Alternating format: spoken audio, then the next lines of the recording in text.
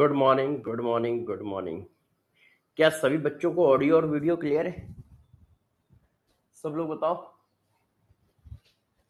क्या ऑडियो और video clear है?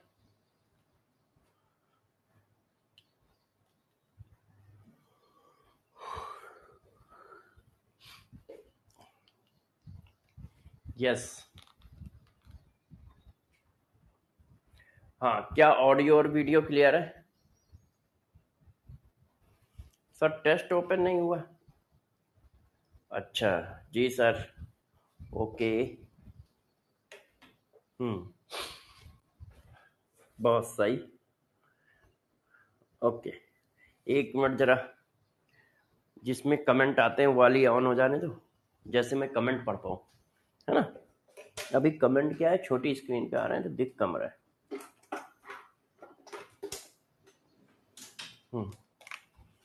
फिर बताते हैं।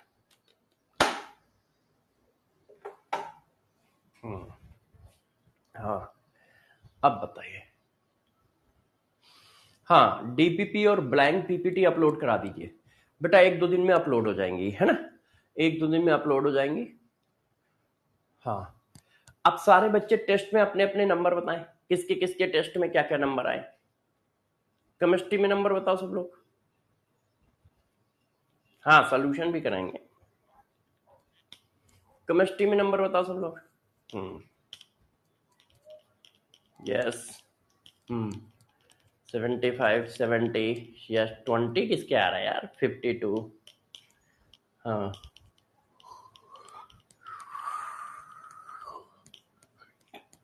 ओके। 80, बहुत सही।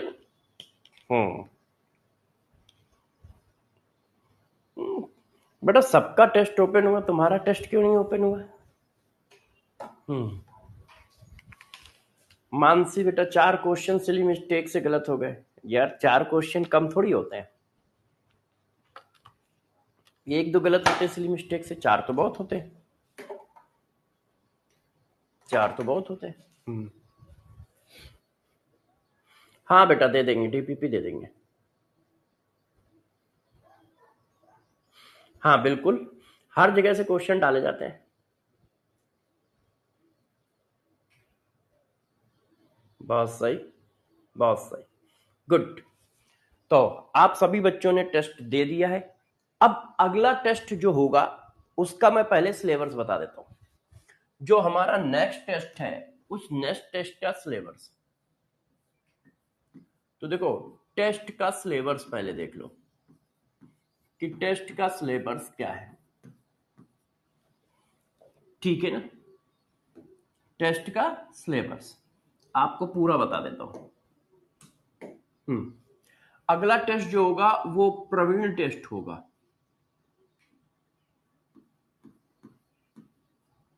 मतलब 180 क्वेश्चन वाला। टेस्ट का सिलेबस क्या है? ऑल क्वालिटेटिव प्रॉपर्टी, सभी क्वालिटेटिव प्रॉपर्टी।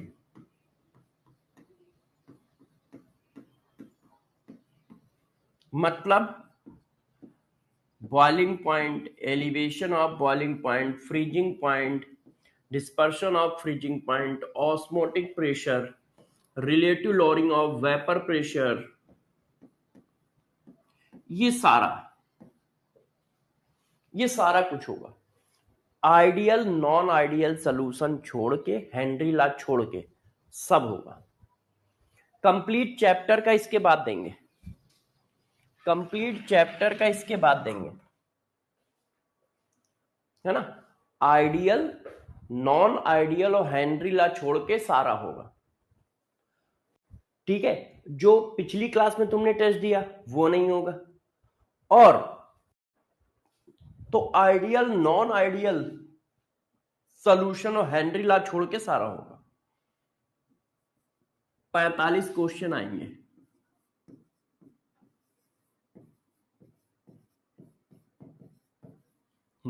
राउल्स लॉ होगा, ध्यान रखिएगा, राउल्स लॉ होगा।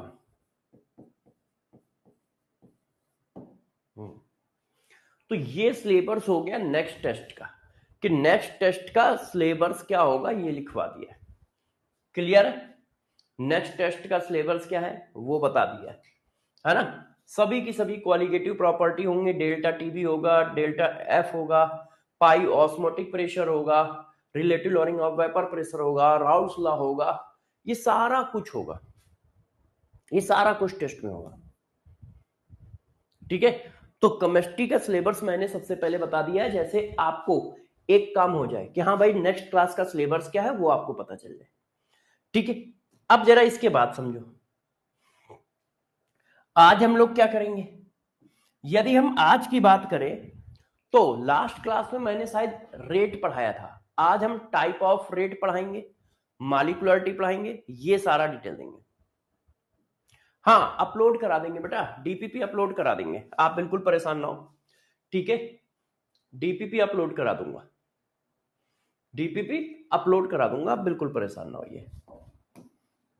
हाँ वो थोड़ा कहीं फंस गया था जिसकी वजह से मैं डीपीपी बना नहीं पाया, तो डीपीपी अपलोड हो जाएंगे एक दो दिन के अंदर, सारी डीपीपी जितना भी कुछ है सब देखो क्या क्या अपलोड हो जाएगा। डीपीपी, डीपीपी के वीडियो सोल्यूशन, ठीक है, इसके बाद आपकी ब्लैंक पीपीटी पूरी चैप्टर की थ्योरी रिवीजन सीट, पूरे चैप्टर की थ्योरी रिवीजन सीट ये अपलोड हो जाएगी।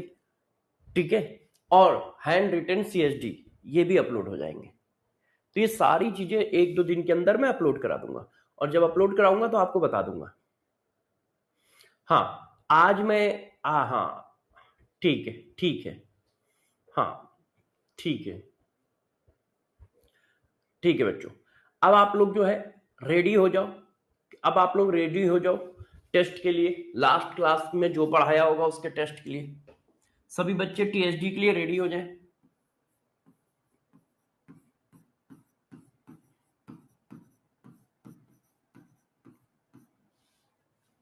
सभी बच्चे टीएसडी के लिए रेडी हो जाएं। कोई बात नहीं, कोशिश करो कि हर संडे टेस्ट दो और ईमानदारी से टेस्ट दो, हर संडे टेस्ट दो, ईमानदारी से टेस्ट दो। देखो भाई हर संडे हम टेस्ट ले ही क्यों रहे हैं, सिर्फ आप लोगों के लिए ले रहे हैं कि आप लोग बहुत अच्छी प्रैक्टिस कर पाओ, ज्यादा से ज्यादा क्वेश्चन लगा पाओ, है ना। नहीं तो फिर हम लोग क्यों लें, मगर आपके लिए लिए जा रहे हैं, आप उनको ईमानदारी से मगर दीजिए। नहीं तो कहीं पर भी देख लो हर संडे टेस्ट नहीं है, अल्टरनेट संडे सब लोग टेस्ट लेते हैं। सुधांशु प्रसाद सर मार्क्स नहीं आ रहे हैं, तो भाई पढ़ाई करो, मार्क्स नहीं आ रहे हैं तो देखो पढ़ना पड़ेगा। जो टीचर पढ़ा रहा है उनको अच्छे से समझो, उनको बार बार रिवाइज करो, उन क्वेश्चनों की प्रैक्टिस करो और टेस्ट लो। मान लो तुम्हें क्वेश्चन की प्रैक्टिस करने में दिक्कत आती है तो सिर्फ तुम दो ही चीजों की प्रैक्टिस करो, क्या, क्लास में कराए गए सारे क्वेश्चन और डीपीपी। ज्यादा क्वेश्चन मत करो, तुम क्लास में कराए गए क्वेश्चन और डीपीपी इन्हीं को बार बार रिपीट करो, इन्हीं को बार बार रिपीट करो, नंबर धीरे धीरे बढ़ जाएंगे। ओके कोई नहीं, चलिए चलो अब लास्ट क्लास के लिए टेस्ट के लिए रेडी हो जाओ। आपकी स्क्रीन पर पहला क्वेश्चन, आपकी स्क्रीन पर पहला क्वेश्चन बताइए, सारे बच्चे आंसर दें। 5A equal to 2B rate of reaction dB upon dt is equal to, सभी बच्चे आंसर दें। लास्ट क्लास में मैंने रेट पढ़ाया था, रेट क्या है, रेट ऑफ रिएक्शन क्या है ना। लास्ट क्लास में रेट क्या होता है, रेट ऑफ रिएक्शन क्या होता है, ये पढ़ाया था।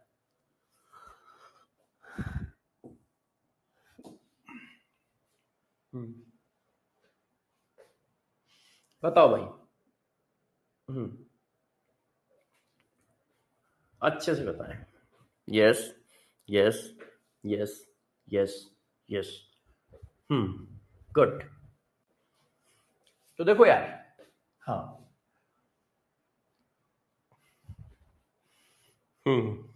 आप लोगों को टाइमर भी दे देता हूं।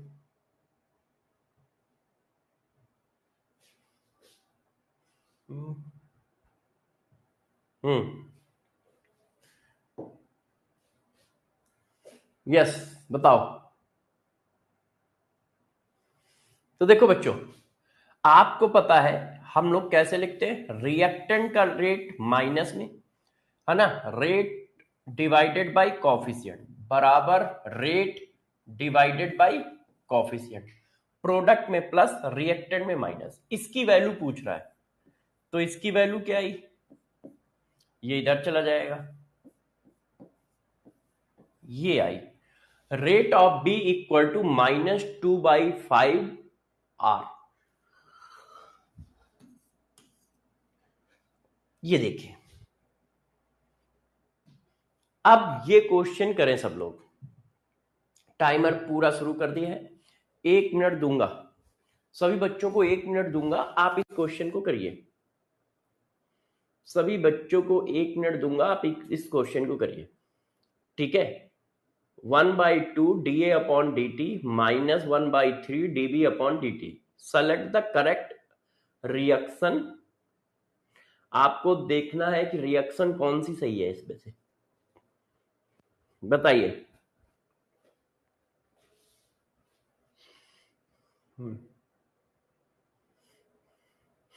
1 मिनट का समय दिया गया है आप सभी को, 1 मिनट का समय है आपके पास।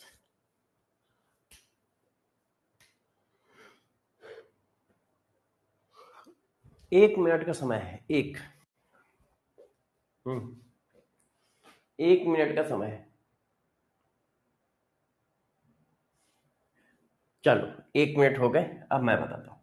देखो मैंने आपको पढ़ाया था कि रिएक्टेंट के सामने माइनस आएगा, प्रोडक्ट के सामने प्लस आएगा। अब देखो यहां पे प्लस लिखा है और यहां पे माइनस लिखा है, इसका मतलब B हमारा रिएक्टेंट है और A हमारा प्रोडक्ट है। पहले इतनी बात समझ में आई सबको? A के साथ प्लस लिखा है, इसका मतलब A हमारा प्रोडक्ट है। B के साथ माइनस लिखा है, इसका मतलब B हमारा रिएक्टेंट है। अब A का कोएफिशिएंट कितना है 2, B का कोएफिशिएंट कितना है 3। ऐसी कोई रिएक्शन है नहीं, ऐसी कोई रिएक्शन है नहीं, तो नन ऑफ दीज आ गया। ऐसी कोई रिएक्शन है नहीं, तो नन ऑफ दीज आ गया। आंसर क्या होगा, नन ऑफ दीज होगा।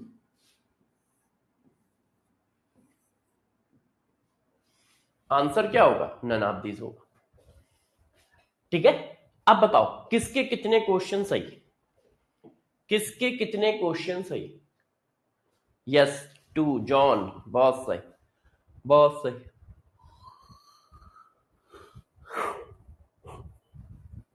Very good very good very good.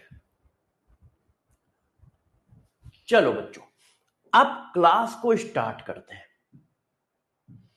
अब क्लास को स्टार्ट करते हैं। देखो रेट मैंने पढ़ाया, रेट ऑफ रिएक्शन पढ़ाई मैंने, क्या पढ़ाया, रेट और रेट ऑफ रिएक्शन। आप टाइप ऑफ रेट, रेट कितने तरह का होता है। कालू भाई आपके 0 कैसे सही है,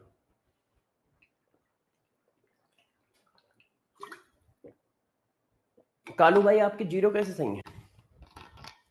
रेट और रेट ऑफ रिएक्शन के बाद अब टाइप ऑफ रेट। यस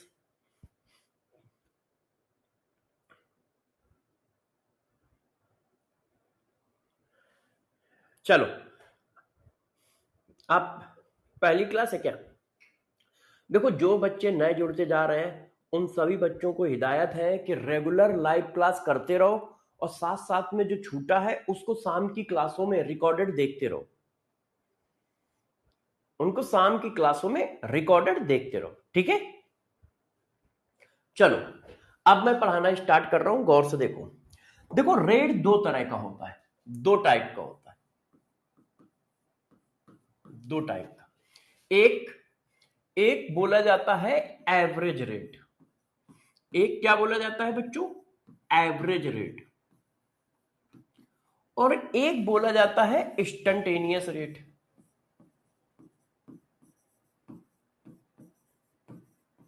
एक बोला जाता है इंस्टेंटेनियस रेट। अब एवरेज रेट और इंस्टेंटेनियस रेट, इन दोनों में क्या डिफरेंस है इसको समझाता हूं, गौर समझ गए। एवरेज रेट एक होता है, एक होता है इंस्टेंटेनियस रेट। अब दोनों में डिफरेंस क्या है इस बात को मैं आपको समझाता हूं, तो गौर समझिएगा, गौर से सारे बच्चे समझे। मैं आपको पहले एक फिगर बना के देता हूं, मैं आपको पहले एक फिगर बनाता हूं, ठीक है।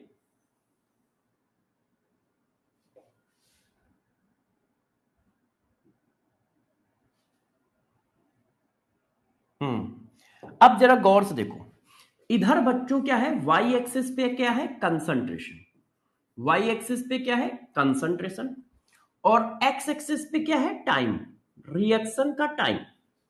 और हमारे पास एक रिएक्शन है, ये हमने सपोज किया कि हमारे पास एक ये रिएक्शन है, क्या, ए इक्वल टू बी। अब बताओ टाइम के साथ क्या होगा। मैंने माना इसका इनिशियल कंसंट्रेशन ए नॉट है, टी इक्वल टू 0 पर, टी इक्वल टू 0 पर ए नॉट का मतलब क्या है, इनिशियल कंसंट्रेशन ऑफ रिएक्टेंट, ये ए नॉट है। अब कुछ समय रिएक्शन चल गई ऐसे, तो इसमें से कुछ डिसोसिएट हो गया, ए नॉट माइनस एक्स, और जितना ये डिसोसिएट होगा उतना ये फॉर्म होगा, 1:1 की रिएक्शन है। इस ए नॉट माइनस एक्स को नाम दे दिया गया एटी। एटी क्या हो गया, after t second concentration of reactant. T second के बाद रिएक्टेंट का कंसंट्रेशन कितना है, टी सेकेंड बीत गए, टी सेकेंड के बाद रिएक्शन का कंसंट्रेशन कितना है, ए नॉट माइनस एक्स, उसी को हमने कहा एटी। अब आप मुझे बस ये बताओ, टाइम के साथ ए का कंसंट्रेशन इंक्रीज हो रहा है कि डिक्रीज। जैसे जैसे टाइम आगे बढ़ता जा रहा है वैसे ए का कंसंट्रेशन इंक्रीज हो रहा है कि डिक्रीज। यस, जल्दी बताओ सारे लोग, टाइम के साथ रिएक्टेंट का कंसंट्रेशन इंक्रीज हो रहा है कि डिक्रीज, डिक्रीज हो रहा है। देखो देखो सब लोग, सभी बच्चे देखें, ये देखो रिएक्टेंट के कंसंट्रेशन में कुछ माइनस हो रहा है। अच्छा, टाइम के साथ प्रोडक्ट का कंसंट्रेशन इंक्रीज हो रहा है। देखो 0 था, 0 से x आया, वैल्यू बढ़ रही है, पहले 0 था, 0 से x आया, है ना। इसका मतलब रिएक्टेंट का ग्राफ ऊपर से नीचे की ओर आएगा। क्यों, क्योंकि रिएक्टेंट का कंसंट्रेशन डिक्रीज हो रहा है और ये कंसंट्रेशन है, तो रिएक्टेंट का ग्राफ ऊपर से नीचे की ओर आएगा ऐसे। ये हमारा क्या है, ए रिएक्टेंट। अब प्रोडक्ट देखो बढ़ रहा है, तो वो 0 से स्टार्ट होके बढ़ेगा ऐसे। प्रोडक्ट का ग्राफ क्या होगा, कुछ इस तरह से जाएगा। वो टाइम के साथ क्या है, बढ़ता चला जाएगा, बढ़ता चला जाएगा, बढ़ता चला जाएगा। इतनी बात क्लियर है। अच्छा, अब बात करते हैं कि इंस्टैन्टेनियस रेट और एवरेज रेट होता क्या है। तो देखो जरा, दोनों रेट क्या होते हैं, उनमें क्या डिफरेंसेस है, आपको बताता हूं। और ये बात आप बहुत आसानी से, बहुत आराम से समझ जाओगे, क्योंकि आप लोग टैलेंटेड हो। क्या हो क्या, पहले ये बता दो, टैलेंटेड बच्चे हो। देखो, एक तरफ हमने लिखा है इंस्टैन्टेनियस रेट,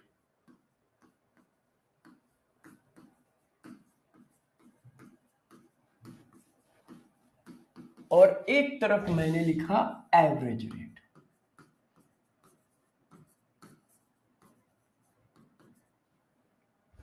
अब दोनों में डिफरेंस क्या है जरा देखो, मुन्ना समझना।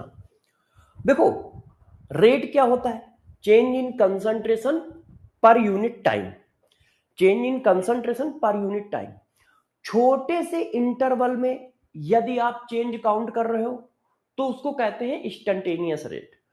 बड़े इंटरवल में आप रेट काउंट कर रहे हो, कंसंट्रेशन चेंज काउंट कर रहे हो, तो उसको कहते हैं क्या, उसको क्या कहते हैं, एवरेज रेट।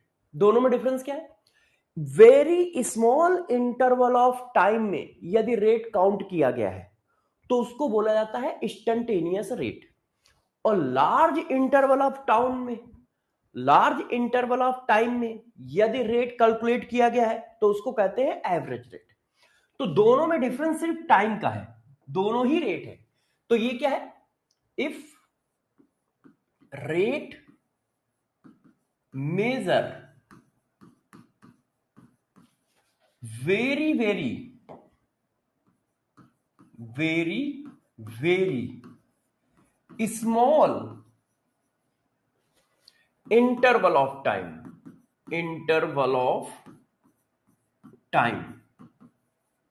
यदि बहुत छोटे इंटरवल में आपने काउंट किया है, यदि बहुत छोटे इंटरवल ऑफ टाइम में आपने रेट को काउंट किया है, तो उसका नाम होता है क्या, इंस्टेंटेनियस रेट। उसको इंस्टेंटेनियस रेट कहते हैं। तो इंस्टेंटेनियस रेट इक्वल टू क्या हुआ, वही डिफिनीशन वही है, change in concentration upon time taken, मगर चेंज कितना हुआ है, डीसी, टाइम कितना लगा है, डीटी। डीसी और डीटी छोटे इंटरवल ऑफ टाइम को रिप्रेजेंट कर रहा है। बहुत छोटा इंटरवल ऑफ टाइम लिया तो बहुत छोटा कंसंट्रेशन में चेंज आएगा। तो बहुत छोटे इंटरवल ऑफ टाइम में आपने रेट को मेजर कर दिया तो वो इंस्टेंटेनियस हो जाता है। लार्ज इंटरवल ऑफ टाइम में आपने रेट को मेजर कर दिया तो वो क्या हो जाता है, एवरेज हो जाता है। इफ रेट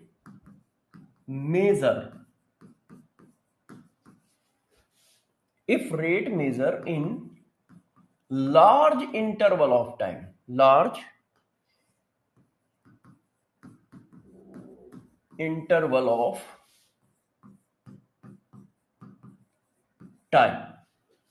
यदि आपने बड़े इंटरवल ऑफ टाइम को रेट को मेजर किया है तो वो बोला जाता है average, delta C upon delta T.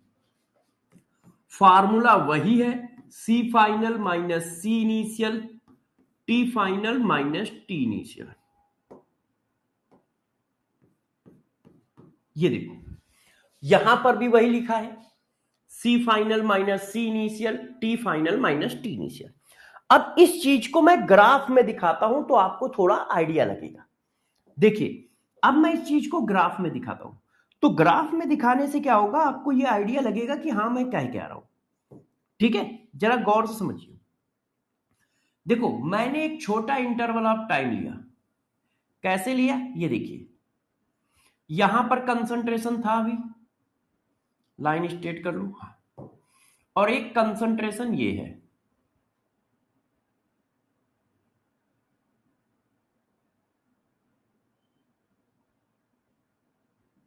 अब देखो कंसंट्रेशन का चेंज कितना है, ध्यान से देखो, ये हमारा क्या हुआ, C1 CI, और ये हमारा C फाइनल।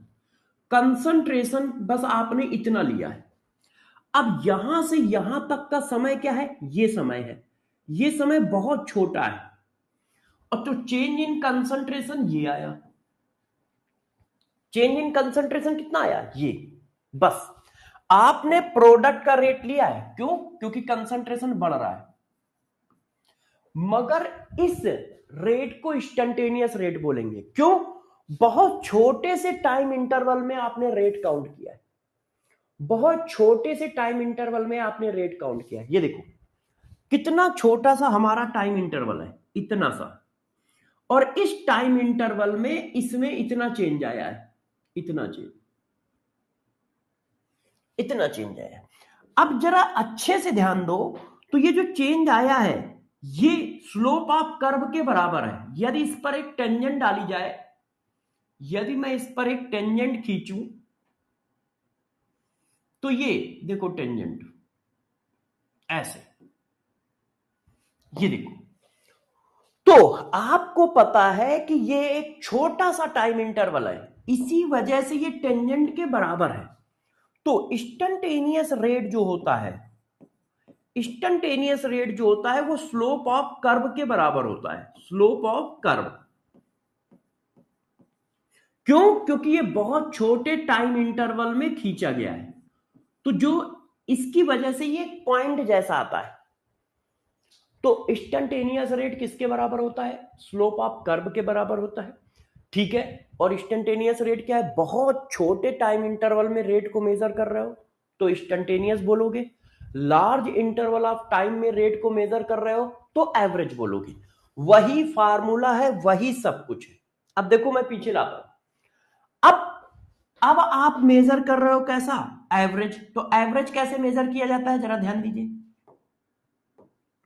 एवरेज कैसे मेजर किया जाता है, सारे बच्चे ध्यान दें जरा। अब मैं आपका एवरेज रेट मेजर कर रहा हूं। देखो ये एवरेज रेट है, यहां से स्टार्ट हुआ, प्रोडक्ट का ही ले रहा हूं, है ना, प्रोडक्ट का ही ले रहा हूं, और यहां तक गया। लार्ज इंटरवल ऑफ टाइम आपने लिया है। देखो ये हमारा t1 सेकेंड है, और इसमें कंसंट्रेशन यहां पे C1 है, CI है, इनिशियल कंसंट्रेशन। ये हमारा आया t2 सेकेंड, मतलब T फाइनल, और ये हमारा आया C फाइनल। आपने इतना बड़ा इंटरवल ऑफ टाइम लिया है, देखो कितना बड़ा इंटरवल ऑफ टाइम लिया है, इतना बड़ा इंटरवल ऑफ टाइम लिया है, इतना बड़ा। और चेंज इन कंसंट्रेशन कितना बड़ा है, ये देखो इतना बड़ा चेंज इन कंसंट्रेशन, इतना बड़ा चेंज इन कंसंट्रेशन है, ये देखिए। तो इसको क्या नाम दोगे, इसको नाम दोगे आप एवरेज। तो फार्मूला वही, कॉन्सेप्ट वही, सब कुछ वही, बस छोटा सा चेंज उठाया तो इंस्टेंटेनियस, बड़ा चेंज उठाया तो एवरेज, सब कुछ वही है, ये देखो। तो इसको हम नाम दे देते हैं क्या, एवरेज। तो एवरेज रेट जो होता है वो ये होता है अपना, change in concentration C final minus C initial upon T final minus T initial, ये होता है। दोनों में इतना सा डिफरेंस है बस, और कोई डिफरेंसेस नहीं है, सारा कुछ सेम है। तो क्या आप लोग समझ पाए, एवरेज किसको कहोगे, इंस्टेंटेनियस किसको कहोगे, किसको कहेंगे। रेट दो तरह के होते हैं, एवरेज रेट, इंस्टेंटेनियस रेट। जब बहुत छोटे टाइम इंटरवल में कैलकुलेट करोगे तो उसको इंस्टेंटेनियस नाम दोगे, लार्ज इंटरवल ऑफ टाइम में कैलकुलेट करोगे तो उसको एवरेज नाम दोगे। बस इतना सा डिफरेंस है। क्लियर है, क्लियर है सबको। पहले डिफिनीशन क्लियर है कि नहीं, डिफिनीशन क्लियर है कि नहीं, पहले ये बताओ, बाकी तो बात की है। डिफिनीशन क्लियर है सबको कि हाँ भाई एवरेज रेट क्या होगा, इंस्टेंटेनियस रेट क्या होगा। डिफिनीशन क्लियर है, फिगर क्लियर है, यस। तो अब इस क्वेश्चन को बताइए। अब मैंने आपको एक क्वेश्चन दिया है, इस क्वेश्चन को बताइए सारे बच्चे, ठीक है। क्वेश्चन क्या है, देखो बच्चों, आप लोगों के लिए क्वेश्चन,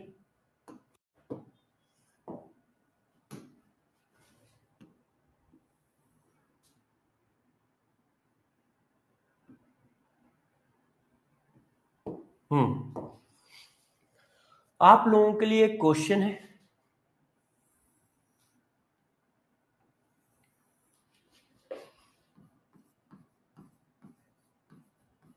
ये प्रोडक्ट हो गया, ये रिएक्टेंट हो गया, ठीक है। यहां कंसंट्रेशन है, यहां टाइम है, ठीक है ना बच्चों, यहां टाइम है। अब आपको बताना है, देखो ये डेल्टा T1 है, ये डेल्टा T2 है, ये डेल्टा T3 है, ठीक है। डेल्टा T1, डेल्टा T2 या डेल्टा T3। अच्छा एक मिनट, थोड़ा और अच्छा कर देता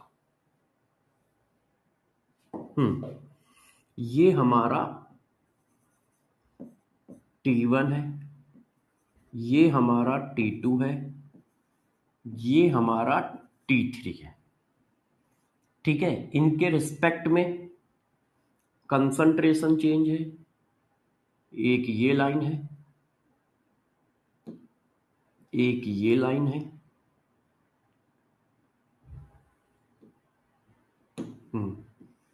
एक ये लाइन है। अब देखिए, अब मैं क्वेश्चन लिखने जा रहा हूं, देखो,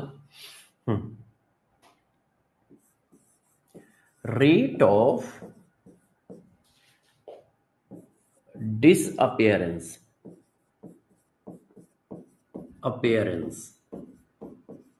of reaction at T2 minus T1,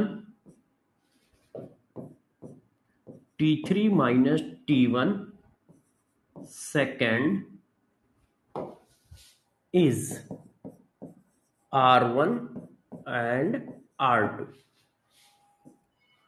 ठीक है, select correct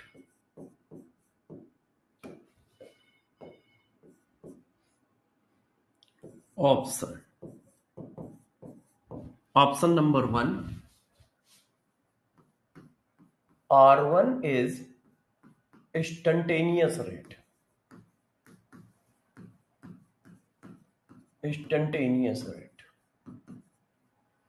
B, R1 and R2 both are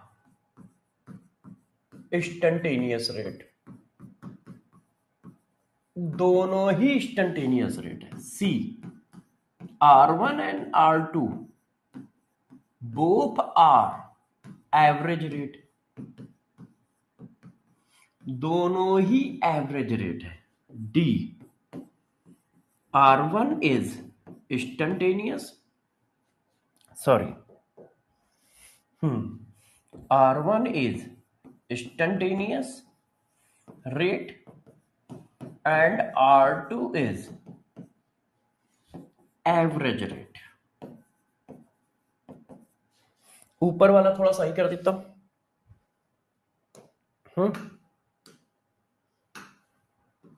R2 is instantaneous rate. अब आप इस ग्राफ को देख के बताओ इसमें कौन इंस्टेंटेनियस है, कौन हमारा एवरेज रेट है. सारे बच्चे आंसर दे इसका.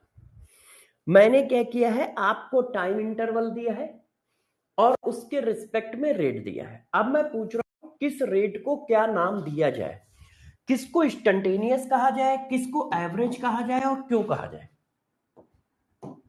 ये देखिए, अब एक टाइम इंटरवल है हमारा T1 minus T2, T1 minus T2 मतलब ये, और एक टाइम इंटरवल है T3 माइनस T1 मतलब ये. बताइए, तो डिफिनीशन क्या है, छोटे से टाइम इंटरवल में जो रेट आएगा वो इंस्टेंटेनियस, और एक बड़े टाइम इंटरवल में जो रेट आएगा वो एवरेज. डिफिनीशन ये है ना.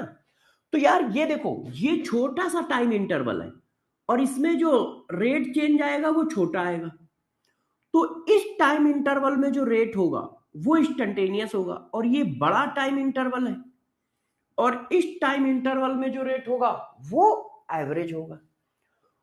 तो ये वाला जो होगा वो इंस्टेंटेनियस होगा. क्यों? क्योंकि छोटे से टाइम इंटरवल में काउंट किया गया है. और ये वाला जो है वो एवरेज होगा क्योंकि बड़े टाइम इंटरवल में काउंट किया गया है. क्योंकि बड़े टाइम इंटरवल में काउंट किया गया है. तो R1 is a instantaneous rate and R2 is a average rate. बात ये, R1 is a instantaneous rate, R2 is a average rate.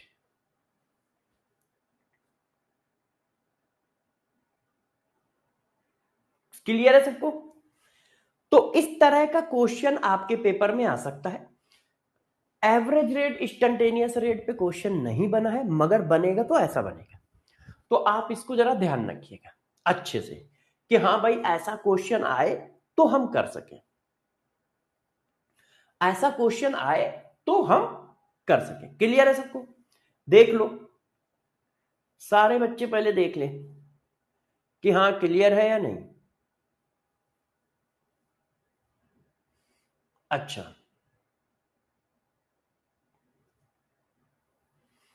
Okay.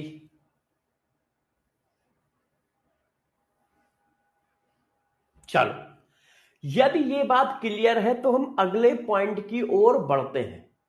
अब बच्चों अगला पॉइंट क्या है, जरा ये देखो.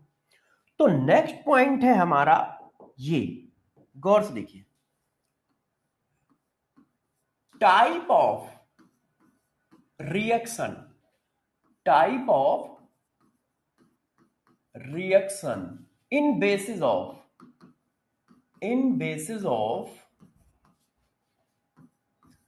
number of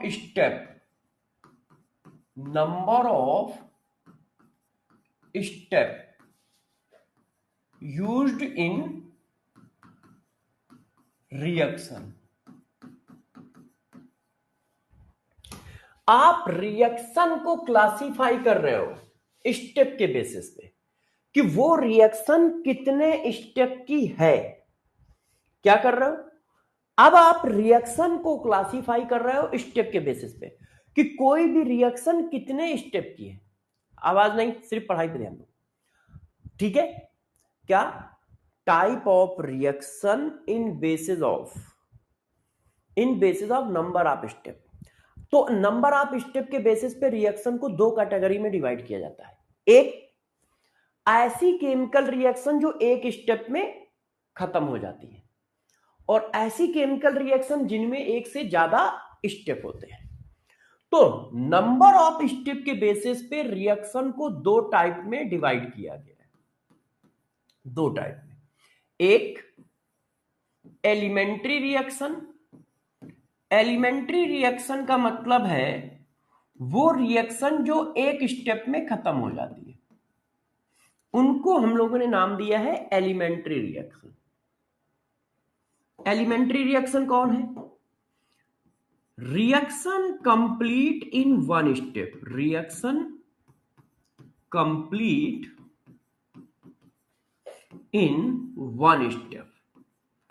ऐसी केमिकल रिएक्शन जो एक स्टेप में खत्म हो जाती हैं उनको कहा जाता है एलिमेंट्री रिएक्शन, और ऐसी केमिकल रिएक्शन जो एक से ज्यादा स्टेप में खत्म होती हैं उनको कहा जाता है कॉम्प्लेक्स रिएक्शन। उनको क्या कहते हैं? Complex reaction. Complex reaction. तो स्टेप के बेसिस पे रिएक्शन दो तरह की होती है, एक को कहते हैं एलिमेंट्री और एक को कहते हैं complex. Complete in more than one step, more than one step. तो स्टेप के बेसिस पे रिएक्शन दो तरह की है, एक एलिमेंट्री रिएक्शन, एक कॉम्प्लेक्स रिएक्शन। जो एक स्टेप में ही खत्म हो जाएंगी उनको एलिमेंट्री रिएक्शन नाम देंगे, और जो एक से ज्यादा स्टेप में खत्म होंगी उनको हम कॉम्प्लेक्स रिएक्शन नाम देंगे। ठीक है? एलिमेंट्री किसको बोलोगे? जो एक स्टेप में खत्म हो जाए। कॉम्प्लेक्स किसको बोलोगे? जो एक से ज्यादा स्टेप में खत्म हो, जो एक से ज्यादा स्टेप में खत्म हो। जैसे यदि मैं आपसे पूछूं ये कौन सी रिएक्शन है, मैं यदि आपसे पूछता हूं ये कौन सी रिएक्शन है, तो देखो जरा सब लोग आंसर दीजिएगा, ये कौन सी रिएक्शन है? ओजोन है। ओजोन से हमें ये बनाना है, और ये रिएक्शन ऐसे चल रही है। देखो इसकी मैकेनिज्म ऐसे है, सॉरी, पहले ओजोन से ऑक्सीजन बना, नेसेंट ऑक्सीजन बना। अब ये नेसेंट ऑक्सीजन फिर ओजोन से रिएक्शन करता है और ये बनाता है। अब बताइए, above reaction is an example of first elementary reaction,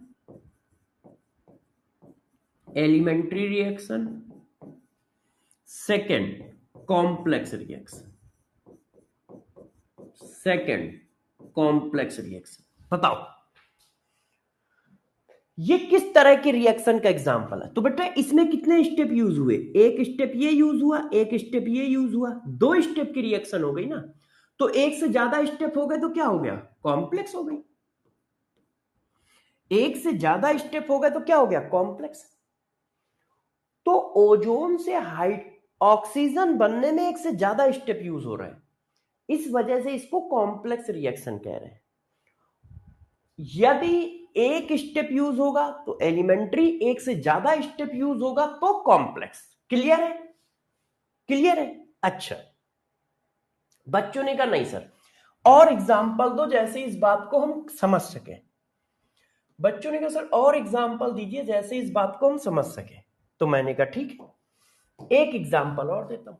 देखो ये एक रिएक्शन है, सब लोग समझे इसको, सभी लोग इस रिएक्शन को समझे।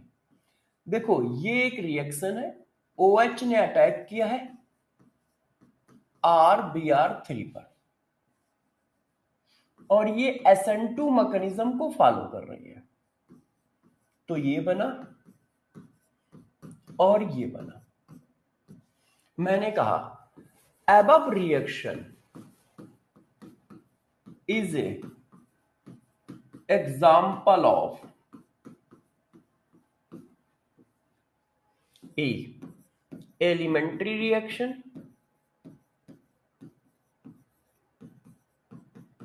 B complex reaction। बताओ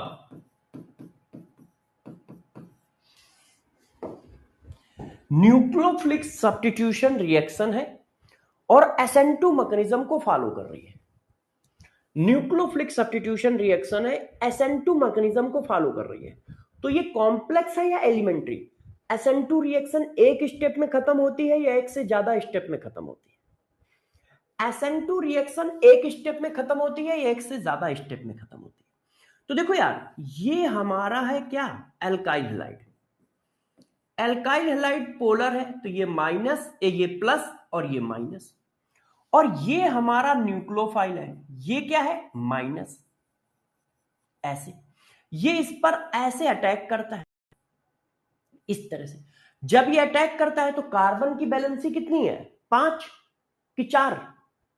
तो कार्बन की वैलेंसी तो 4 है, ऐसे तो 5 हो जाएगी, 3 हाइड्रोजन और एक ये एक ये। तो जैसे ही ये अटैक करेगा उसी समय ये ब्रेक हो जाएगा और ये इस तरह का कंपाउंड बना लेता है। ये देखो ऐसे, ये देखिए। तो ये एक स्टेप में खत्म होता है, दूसरा स्टेप आता ही नहीं है। जैसे जैसे ये बॉन्ड बनाता जाएगा ऐसे, वैसे वैसे ये बॉन्ड ब्रेक होता जाएगा। ये फॉर्मेशन हो रहा है और साइमल्टेनियस ये ब्रेक हो रहा होगा ऐसे, ये। और ये एक हाइपोथेटिकल स्टेट है। ये कैसी है, हाइपोथेटिकल स्टेट। हाइपोथेटिकल स्टेट को ही बोला जाता है ट्रांजिशन स्टेट। ट्रांजिशन स्टेट मतलब ये स्टेट मिलती नहीं है, सिर्फ रिएक्शन को समझाने के लिए बनाई जाती है। ये रिएक्शन को समझाने के लिए बनाई जाती है। जो सॉल्यूशन में नहीं मिलती है उसको ट्रांजिशन स्टेट कहते हैं और जो सॉल्यूशन में स्टेट मिलती है उसको इंटरमीडिएट स्टेट कहते हैं। मतलब ऐसा कुछ आज तक सॉल्यूशन के अंदर नहीं देखा गया है, बस यहां से डायरेक्ट ये देखा गया है। तो बीच में ये कैसे निकल रहा होगा, ये कैसे जुड़ रहा होगा, उसको समझाने के लिए ये स्टेट बनाई गई है। इस तरह की कोई भी स्टेट पाई नहीं गई है एक्सपेरिमेंटली। ऐसी कोई स्टेट जो एक्सपेरिमेंटली नहीं पाई गई है मगर बच्चों को समझाने के लिए या लोगों को समझाने के लिए बना दी जाती है, उसको ट्रांजिशन स्टेट कहते हैं। उसको ट्रांजिशन स्टेट कहते हैं। और ऐसी स्टेट जिसके ट्रेस सॉल्यूशन में मिलते हैं उसको इंटरमीडिएट स्टेट कहते हैं। तो डायरेक्ट यहां से रिएक्शन उठेगी और यहां पे पहुंचेगी, बस। तो SN2 रिएक्शन एक एलिमेंट्री रिएक्शन का एग्जांपल है, ऐसे चलती है। ये देखो बस इसने क्या किया, इस पर अटैक मारा तो ये वाला बॉन्ड फॉर्म होना स्टार्ट हो गया और ये वाला बॉन्ड ब्रेक होना स्टार्ट हो गया और सीधा हमें ये मिलेगा। अब इसका एग्जांपल बताओ, इस क्वेश्चन का एग्जांपल दो। ठीक है, सारे बच्चे इसका एग्जांपल देंगे कि हाँ यार ये क्या है। देखो अच्छे से ध्यान दीजिए सारे बच्चे। I नेगेटिव अटैक कर रहा है इस पर,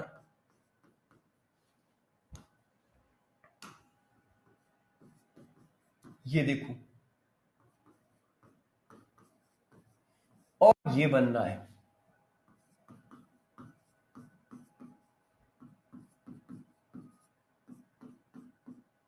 SN1 मेथड से, ऐसे। अब यही बात बताओ, एक मिनट,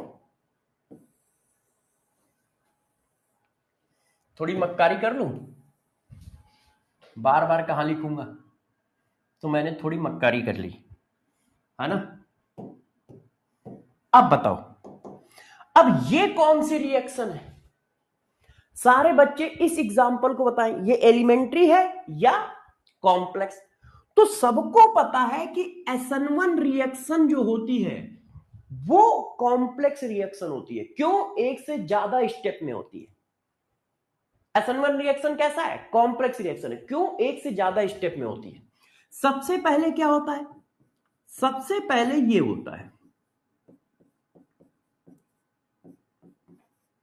ये देखो, आई निगेटिव बैक से जाके अटैक कैसे करें। बैक में तो तुमने सारे ग्रुप लगा रखे हैं, CH3 लगा रखा है ऐसे, ये इसको पकड़ के ऐसे घेरे हुए हैं, ऐसे ये लगा रखा है, ये भी पकड़ के घेरे हुए। तो आई अटैक कैसे करे आके, यहां पर भी घिरा हुआ है, यहां पर भी घिरा हुआ है। तो ऐसी सिचुएशन में क्या होता है, ये बॉन्ड अपने आप ब्रेक हो जाता है और बना देता है कार्बोकैटायन, ऐसे। ये हुआ स्टेप नंबर 1। और इस कार्बोकैटायन के ट्रेस सॉल्यूशन में मिलते हैं, मतलब एक्सपेरिमेंटली देखा गया है कि हां कार्बोकैटायन पाया जाता है। इसका मतलब हुआ ये इंटरमीडिएट स्टेट। अब पूरी तरह से प्लस बन गया। प्लस कैसा होता है? फ्लैट होता है भाई। कार्बन के ऊपर प्लस चले तो वो क्या हो गया? sp2 हो गया। sp2 क्या है? प्लेनर ज्योमेट्री है। तो ऊपर से जगह भी खाली है, नीचे से जगह भी खाली है, प्लेन वाली जगह भरी हुई है। प्लेन पे अटैक नहीं हो सकता कि प्लेन वाली जगह भरी हुई है। मगर अब क्राउडिंग ऊपर साइड में नहीं है, नीचे साइड में नहीं है, बस उस प्लेन पे क्राउडिंग है, उस प्लेन पे क्राउडिंग है। जैसे देखो, जैसे ये है, अब इस पर अटैक करना है तो प्लेन पे देखो ये क्राउडिंग है, ये देखो ऐसे क्राउडिंग है, पीछे ये लगा हुआ है, आप अटैक नहीं कर सकते हो। पीछे ये लगा हुआ है, आप अटैक नहीं कर सकते हो। मगर इस पर ऊपर से अटैक हो सकता है, नीचे से अटैक हो सकता है, क्योंकि यहां क्राउडिंग नहीं है, यहां क्राउडिंग नहीं है, पीछे क्राउडिंग है। तो जैसे ही कार्बोकैटायन बन गया तो क्या हो गया? प्लेनर हो गया। अब ये प्लेनर है तो इस पे आराम से आई निगेटिव अटैक कर जाएगा और आई निगेटिव अटैक करके ऐसे बना देगा। तो अभी हम लोग ऑर्गेनिक तो पढ़ नहीं रहे, अभी हम लोग पढ़ रहे हैं फिजिकल। तो मैं फिजिकल के हिसाब से सिर्फ बता दे रहा हूं, ठीक है, सिर्फ फिजिकल के हिसाब से। तो अब जरा देखो, एक से ज्यादा स्टेप यूज हुए, एक स्टेप ये, एक स्टेप ये, और एक से ज्यादा स्टेप लगे तो इसको क्या नाम दोगे? कॉम्प्लेक्स। इसको क्या नाम दोगे? कॉम्प्लेक्स। तो एलिमेंट्री रिएक्शन क्या है? ऐसी केमिकल रिएक्शन जो एक स्टेप में खत्म होती है उनको एलिमेंट्री कहते हैं, और ऐसी केमिकल रिएक्शन जो एक से ज्यादा स्टेप में खत्म होती है उनको कॉम्प्लेक्स रिएक्शन कहते हैं, उनको कॉम्प्लेक्स रिएक्शन कहते हैं। तो SN1 क्या है? एलिमेंट्री रिएक्शन है। SN2 क्या है? कॉम्प्लेक्स रिएक्शन है। E1 क्या है? E1 और E2। E1 क्या है? कॉम्प्लेक्स रिएक्शन है। E2 क्या है? एलिमेंट्री रिएक्शन है। E2 रिएक्शन भी एक स्टेप में होती है और E1 रिएक्शन एक से ज्यादा स्टेप में होती है। तो क्या हम लोग ये समझ गए कि एलिमेंट्री रिएक्शन किसे कहेंगे, कॉम्प्लेक्स रिएक्शन किसे कहेंगे? ये बात क्लियर है? हाँ बेटा आशीष, ऑर्गेनिक आप नहीं जानते हो तो इसमें कोई गलत बात नहीं है। जब ऑर्गेनिक पढ़ाई जाएगी तो आपको सब समझ में आएगी। अभी तो हम लोग फिजिकल पढ़ रहे हैं ना यार,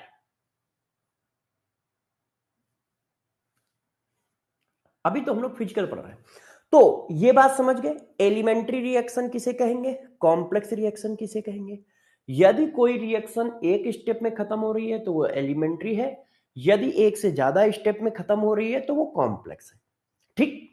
अब हम पढ़ते हैं मॉलिक्यूलरिटी। क्यों? क्योंकि मॉलिक्यूलरिटी पढ़ने के लिए इतना नॉलेज आना हमारे लिए बहुत जरूरी था। यदि ये नॉलेज नहीं होगा तो हम मॉलिक्यूलरिटी को समझ नहीं पाएंगे। हम किसको नहीं समझ पाएंगे? मॉलिक्यूलरिटी को। इस वजह से हम लोगों को इतना पढ़ना बहुत जरूरी था कि हाँ भाई, क्या होता है एलिमेंट्री रिएक्शन, क्या होता है कॉम्प्लेक्स रिएक्शन। अब देखो हमारी हेडिंग आती है मॉलिक्यूलरिटी। मॉलिक्यूलरिटी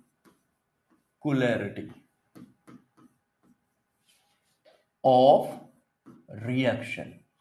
अब आप लोग समझो बच्चों, ये क्या होता है? ये क्या होता है मॉलिक्यूलरिटी? देखिए जरा देखो, सबसे पहली बात, केमिकल काइनेटिक्स में, केमिकल काइनेटिक्स में जो ये केमिकल काइनेटिक्स चैप्टर है, इसमें ये माना जाता है, ये सपोज किया जाता है कि रिएक्शन जो होती है, reaction occurs due to collision. तो क्या बात है जरा समझे? क्या केमिकल काइनेटिक्स में यह माना जाता है कि जितनी भी रिएक्शन होती है वो कोलिजन की वजह से होती है, टकराने की वजह से होती है। केमिकल काइनेटिक्स में क्या माना जाता है कि जितनी भी रिएक्शन होती है वो टकराने की वजह से होती है ना? वो टकराने की वजह से होती है। केमिकल काइनेटिक्स में यह माना जाता है कि जितनी भी रिएक्शन होती है वो किसकी वजह से होती है? टकराने की वजह से होती है। इतनी बात क्लियर है सबको? केमिकल काइनेटिक्स में यह माना जाता है कि जितनी भी रिएक्शन होती हैं वो सभी की सभी टकराने की वजह से होती हैं, कोलिजन करने की वजह से होती है। अच्छा ठीक है, तो इन्होंने क्या बताया, गौर सुनते जाइएगा। इन्होंने मॉलिक्यूलरिटी की डिफिनीशन ये बताई, टोटल, देखना, total number of species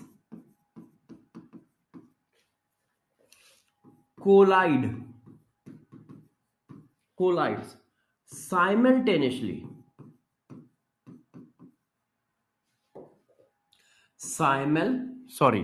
total number of species collide simultaneously in elementary reaction, elementary reaction is known as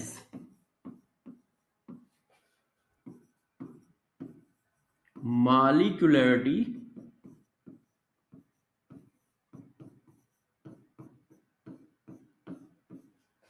of reaction। इसका मतलब क्या हुआ?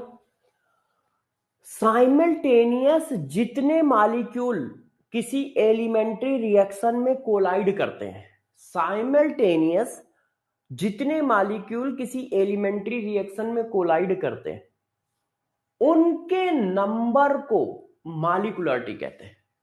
Total number of species collide simultaneously in elementary reaction is known as molecularity, is known as molecularity. इसका मतलब क्या है? इसका मतलब समझ पाए, यदि कोई एलिमेंट्री रिएक्शन हो रही है तो उसमें कितने मॉलिक्यूल आपस में कोलिजन कर रहे हैं?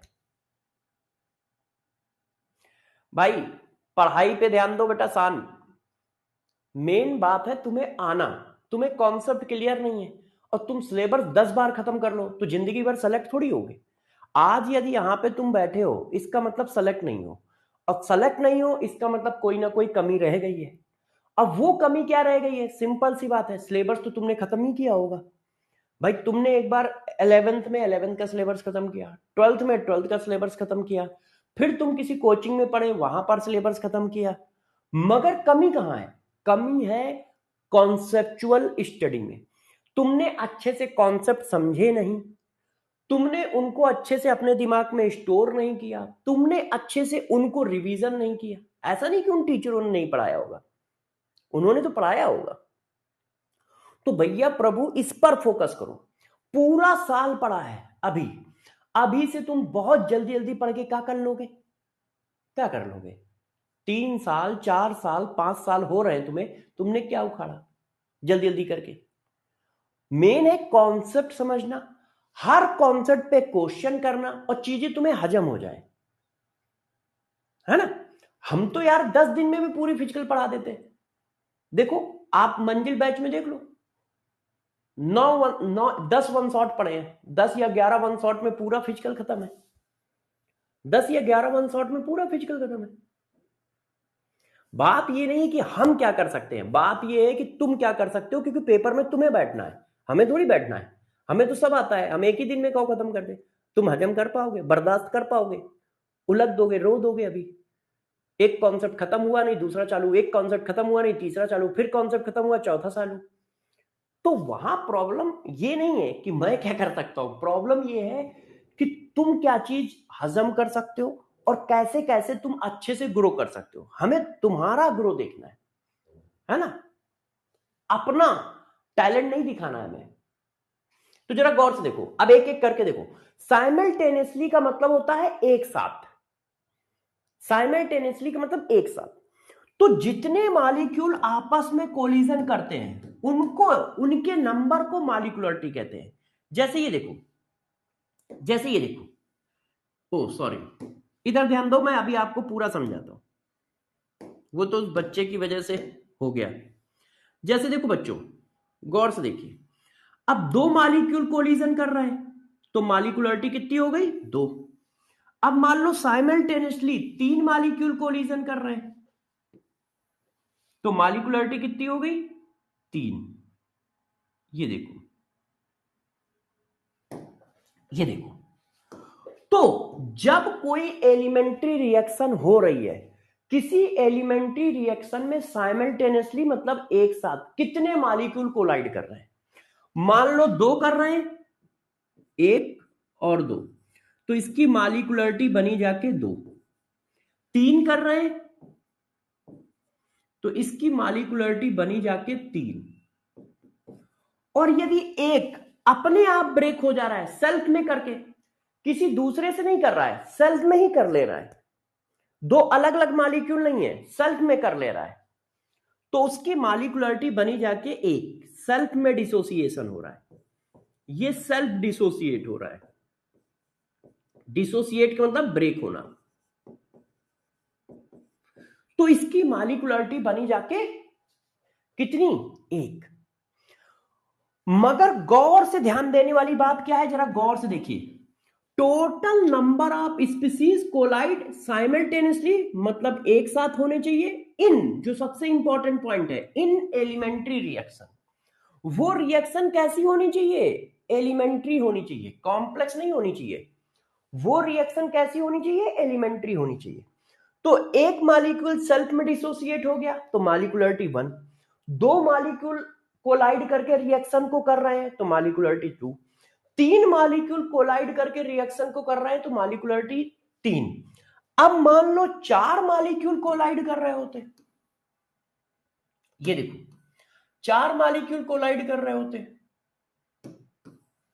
ओ 4 मॉलिक्यूल कोलाइड कर रहे होते ऐसे, तो 4 मॉलिक्यूल की कोलिजन तो पॉसिबल है। गौर सुना, 4 मॉलिक्यूल की कोलिजन पॉसिबल है, 5 मॉलिक्यूल की कोलिजन पॉसिबल है, 6 मॉलिक्यूल की कोलिजन पॉसिबल है, मगर रिएक्शन होनी भी चाहिए। डिफिनीशन क्या है जरा समझो, total number of species collide simultaneously in elementary reaction, मतलब रिएक्शन हो रही है। जब 4 मॉलिक्यूल आपस में कोलाइड करते हैं तो रिएक्शन नहीं हो पाती, no reaction occurs, no reaction occurs, reaction नहीं होती है। क्यों नहीं होती है? क्यों नहीं होती है? कोलिजन तो पॉसिबल है, रिएक्शन क्यों नहीं हो रही है? भाई 4 मॉलिक्यूल कोलाइड तो कर सकते हैं मगर रिएक्शन क्यों नहीं हो रही है? तो रिएक्शन इसलिए नहीं हो रही है कि रिएक्शन होने में 2 फैक्टर होते हैं, एक कोलिजन फैक्टर और एक एनर्जी फैक्टर। 4 मॉलिक्यूल जब कोलाइड करते हैं तो इतनी एनर्जी जनरेट नहीं कर पाते कि रिएक्शन में रिएक्टेंट के बॉन्ड ब्रेक हो और प्रोडक्ट के बॉन्ड फॉर्म हो सके। तो 4 मॉलिक्यूल के कोलिजन में एनर्जी की प्रॉब्लम है, वो इतनी एनर्जी नहीं जनरेट कर पाते हैं जिससे रिएक्शन हो पाए, मतलब रिएक्टेंट के बॉन्ड ब्रेक हो सके और प्रोडक्ट के बॉन्ड फॉर्म हो सकते हैं। तो ये क्या होता है? Due to energy factor, due to energy factor. तो जब रिएक्शन ही नहीं होगी तो मॉलिक्यूलरिटी भी काउंट नहीं होगी, जब रिएक्शन नहीं होगी तो मॉलिक्यूलरिटी भी काउंट नहीं होगी। तो इसीलिए कहा जाता है कि किसी की भी मॉलिक्यूलरिटी कितनी हो सकती है? या तो 1 या 2 या 3, बस। 3 से ज्यादा मॉलिक्यूलरिटी किसी एलिमेंट्री रिएक्शन की पॉसिबल नहीं है। तो क्या 3 से ज्यादा मॉलिक्यूल आपस में कोलाइड नहीं कर सकते? कर सकते हैं। 3 कर सकते हैं, 4 कर सकते हैं, 5 कर सकते हैं, 6 कर सकते हैं, 7 कर सकते हैं, सब कर सकते हैं। देखो, 5 करना है तो एक मॉलिक्यूल इसके ऊपर लगा दो, 6 करना है तो एक मॉलिक्यूल इसके पीछे लगा दो, 6 कर जाएंगे। मगर वो कोलिजन तो पॉसिबल है, मगर रिएक्शन नहीं होती है। कोलिजन करके सब अलग अलग हो जाएंगे, प्रोडक्ट नहीं बनाएंगे। क्यों नहीं बनाएंगे? क्योंकि प्रोडक्ट बनाने में एनर्जी फैक्टर का भी रोल होता है। जब वो कोलिजन करते हैं तो एनर्जी जनरेट करते हैं, उस एनर्जी को रिएक्टेंट लेता है और अपने बॉन्ड को ब्रेक करता है और प्रोडक्ट बनाता है। मान लो उन्होंने इतनी एनर्जी जनरेट ही नहीं की जिससे रिएक्टेंट के बॉन्ड ब्रेक हो सके, तो फिर क्या होगा? कोलिजन होगी मगर प्रोडक्ट नहीं बनेगा, वो फिर उसी स्टेट में वापस आ जाएंगे। तो देखा यह गया है कि जब 3 से ज्यादा मॉलिक्यूल आपस में कोलाइड कर रहे हैं साइमल्टेनियसली, मतलब एक साथ 3 से ज्यादा मॉलिक्यूल कोलाइड करते हैं तो प्रोडक्ट नहीं फॉर्म होता है, क्योंकि वो इतनी एनर्जी जनरेट नहीं कर पाते हैं कि प्रोडक्ट फॉर्म हो सके। इसी वजह से मॉलिक्यूलरिटी की वैल्यू कितनी होती है? मॉलिक्यूलरिटी की वैल्यू हमेशा होती है या तो 1 या 2 या 3। मैक्सिमम मॉलिक्यूलरिटी बच्चों कितनी है? मैक्सिमम मॉलिक्यूलरिटी की वैल्यू होगी कितनी? 3। और मिनिमम मॉलिक्यूलरिटी कितनी है? मिनिमम मॉलिक्यूलरिटी की वैल्यू है 1। मॉलिक्यूलरिटी की वैल्यू 0 क्यों नहीं हो सकती? बताओ, मॉलिक्यूलरिटी की वैल्यू 0 क्यों नहीं हो सकती? तो यदि मॉलिक्यूल है ही नहीं तो रिएक्शन कैसे होगी? बताओ, मॉलिक्यूलरिटी की वैल्यू 0 क्यों नहीं है? क्योंकि यदि, भाई क्या है डिफिनीशन, क्या है?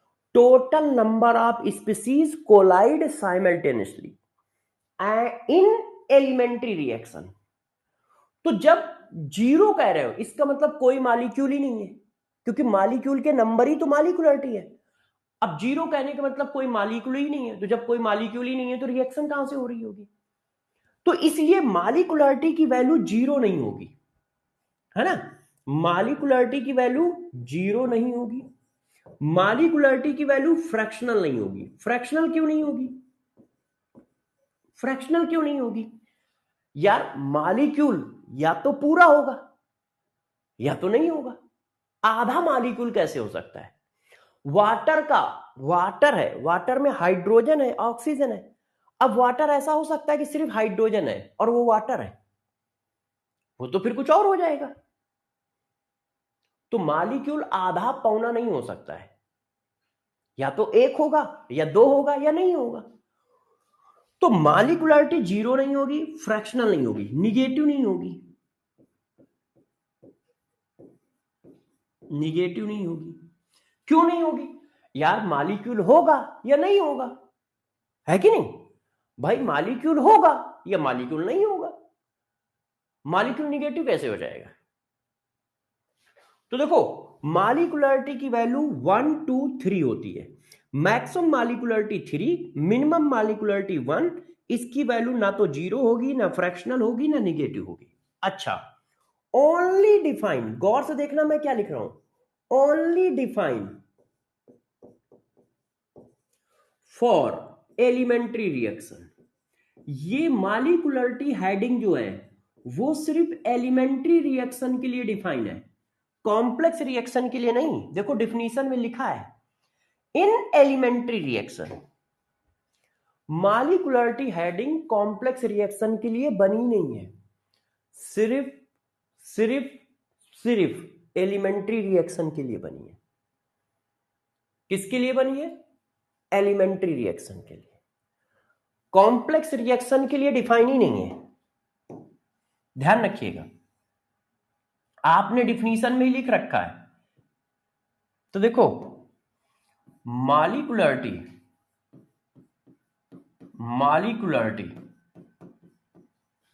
Not defined for complex reaction, for complex reaction.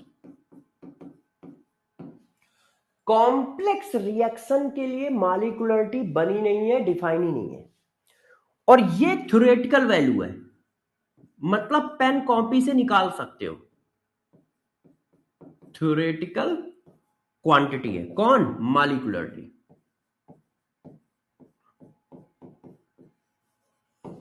Molecularity एक थ्योरेटिकल क्वांटिटी है, आप आराम से पेन कॉपी से निकाल सकते हो।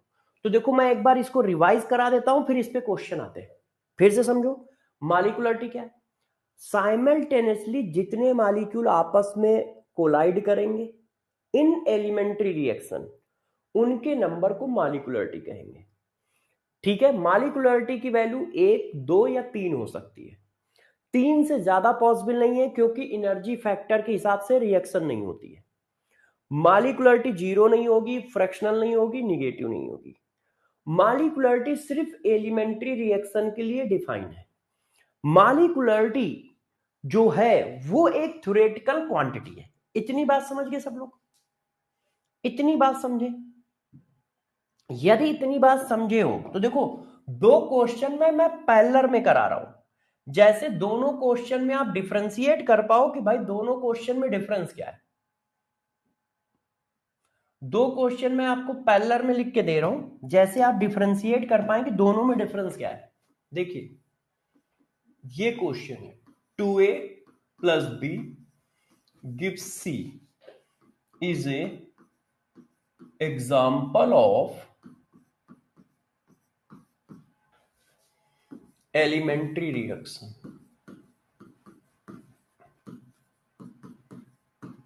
Elementary reaction, calculate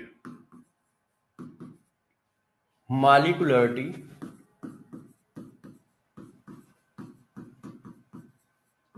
of reaction. Molecularity क्या है? देखो, एक जगह ये भी लिख देता हूं, मॉलिक्यूलरिटी जो होती है sum of stoichiometry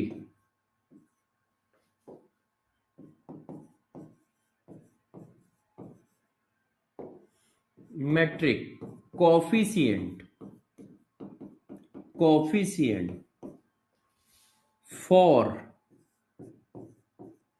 balance elementary reaction, balance elementary reaction. जो बैलेंस एलिमेंट्री रिएक्शन है उनके कॉफिशिएंट का सम, रिएक्टेंट के कॉफिशिएंट का sum of stoichiometric coefficient of reactant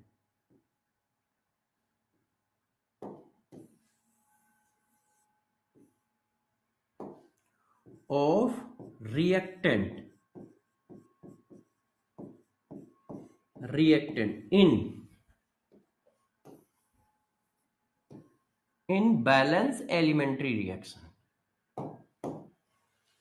balance elementary reaction में जो स्टोइकियोमेट्रिक कॉफिशिएंट का सम है वही मॉलिक्यूलरिटी होता है। तो अब मुझे देखो, आपको बताना है ये पहला, 2, दूसरा 3, तीसरा 1, चौथा, ठीक है, कैन नॉट डिटरमाइन।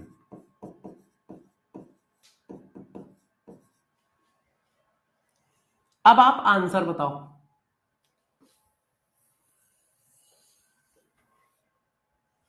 आप सभी बच्चे इसका आंसर दें।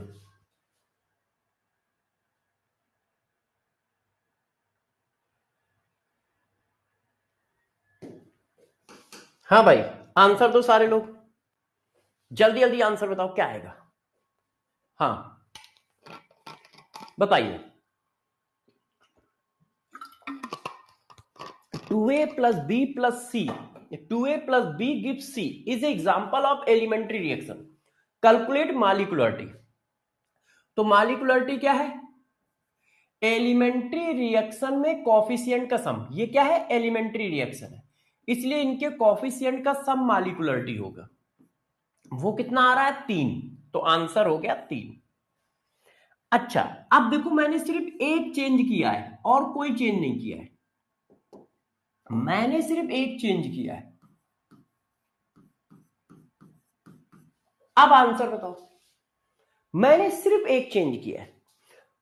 अब क्या है? 2a plus b gives c is an example of complex reaction. Calculate molecularity. तो अब क्या है? आप डिटरमाइन नहीं कर सकते। क्यों नहीं कर सकते? क्योंकि कॉम्प्लेक्स रिएक्शन के लिए डिफाइन नहीं है, कॉम्प्लेक्स रिएक्शन के लिए डिफाइन नहीं है, ये एक थ्योरेटिकल क्वांटिटी है मनु, कॉम्प्लेक्स रिएक्शन के लिए डिफाइन नहीं है। इस वजह से हम इसको काउंट नहीं कर सकते, इस वजह से हम इसको कैलकुलेट ही नहीं कर सकते मॉलिक्यूलरिटी को। क्यों? क्योंकि ये कॉम्प्लेक्स रिएक्शन के लिए डिफाइन नहीं है, ये डिफाइन है एलिमेंट्री रिएक्शन के लिए।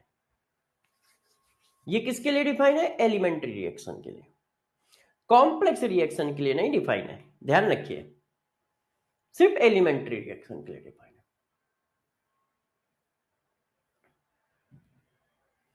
अच्छा, अब आप ये बताइए, अब आप ये बताइए, select correct statement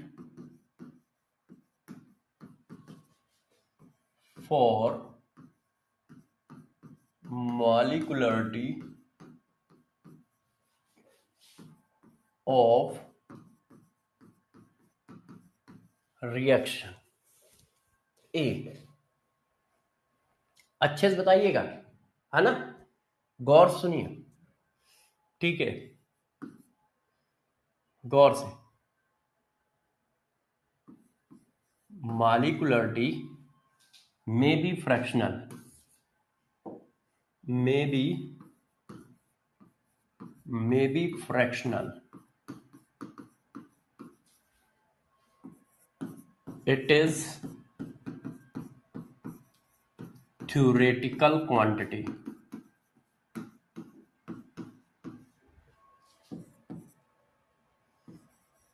may be greater than 3,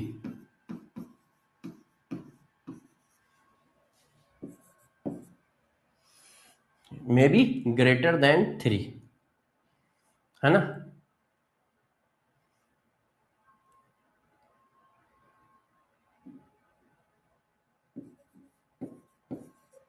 may be 0। अब बताओ, इस क्वेश्चन को सॉल्व करके सारे लोग आंसर बताएं। Select the correct statement for molecularity of A reaction. क्या मॉलिक्यूलरिटी फ्रैक्शनल हो सकती है? नहीं। मॉलिक्यूलरिटी कैसी वैल्यू है? थ्योरेटिकल वैल्यू है, हाँ। मॉलिक्यूलरिटी ग्रेटर देन 3 पॉसिबल है? नहीं। मॉलिक्यूलरिटी की वैल्यू 0 हो सकती है? नहीं। मॉलिक्यूलरिटी की वैल्यू 0 हो सकती है? नहीं, नहीं हो सकती, है कि नहीं? नहीं हो सकती। सबको क्लियर? सबको क्लियर? अच्छा,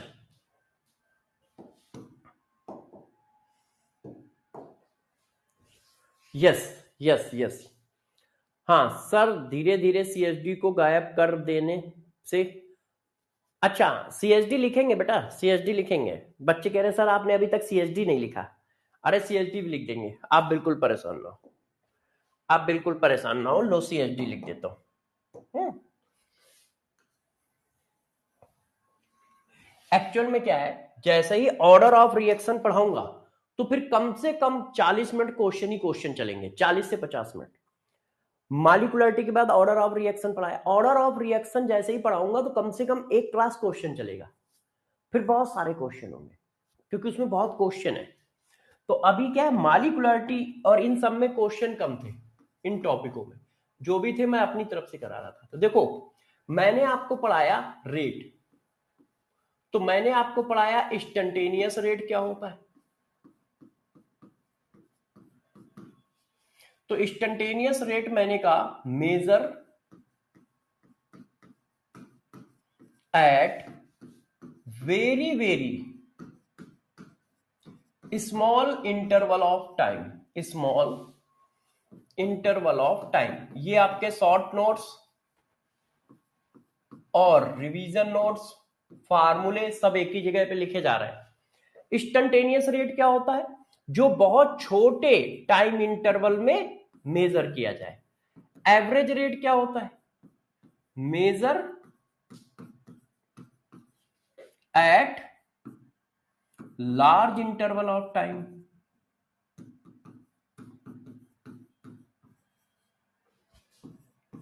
बड़े टाइम इंटरवल में मेजर कर दिया गया तो एवरेज रेट हो गया। इंस्टेंटेनियस रेट का फार्मूला क्या होता है, इंस्टेंटेनियस रेट जो होता है वो स्लोप ऑफ कर्व के बराबर होता है, मतलब टेंजेंट, टेंजेंट के बराबर होता है।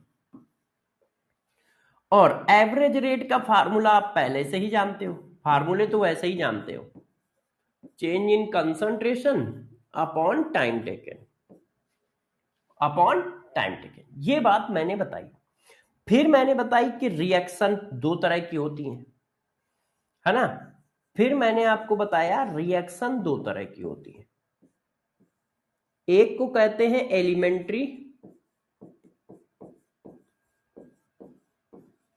एलिमेंट्री रिएक्शन, और एक को कहते हैं कॉम्प्लेक्स रिएक्शन।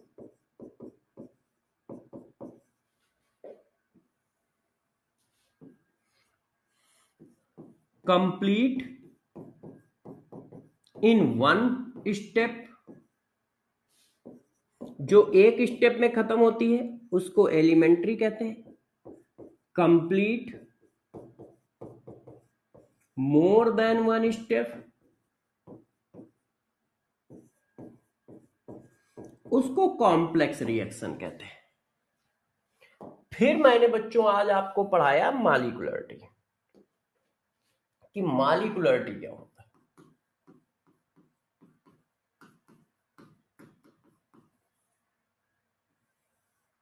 तो ये क्या बताया बच्चों कि मॉलिक्यूलरिटी क्या है, मॉलिक्यूलरिटी क्या है, साइमल्टेनियस टोटल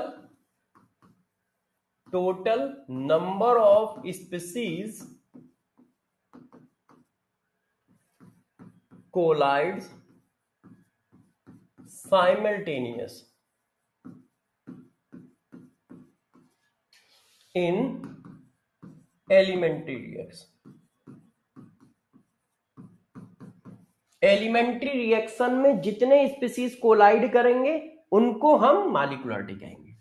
इसकी वैल्यू क्या क्या होगी, 1 होगी, 2 होगी, 3 होगी। Maximum molecularity 3, minimum molecularity 1। इसकी वैल्यू 0 नहीं होगी, फ्रैक्शनल नहीं होगी, निगेटिव नहीं होगी। ठीक है। फिर मैंने क्या बताया, ये एक थ्योरेटिकल क्वांटिटी है,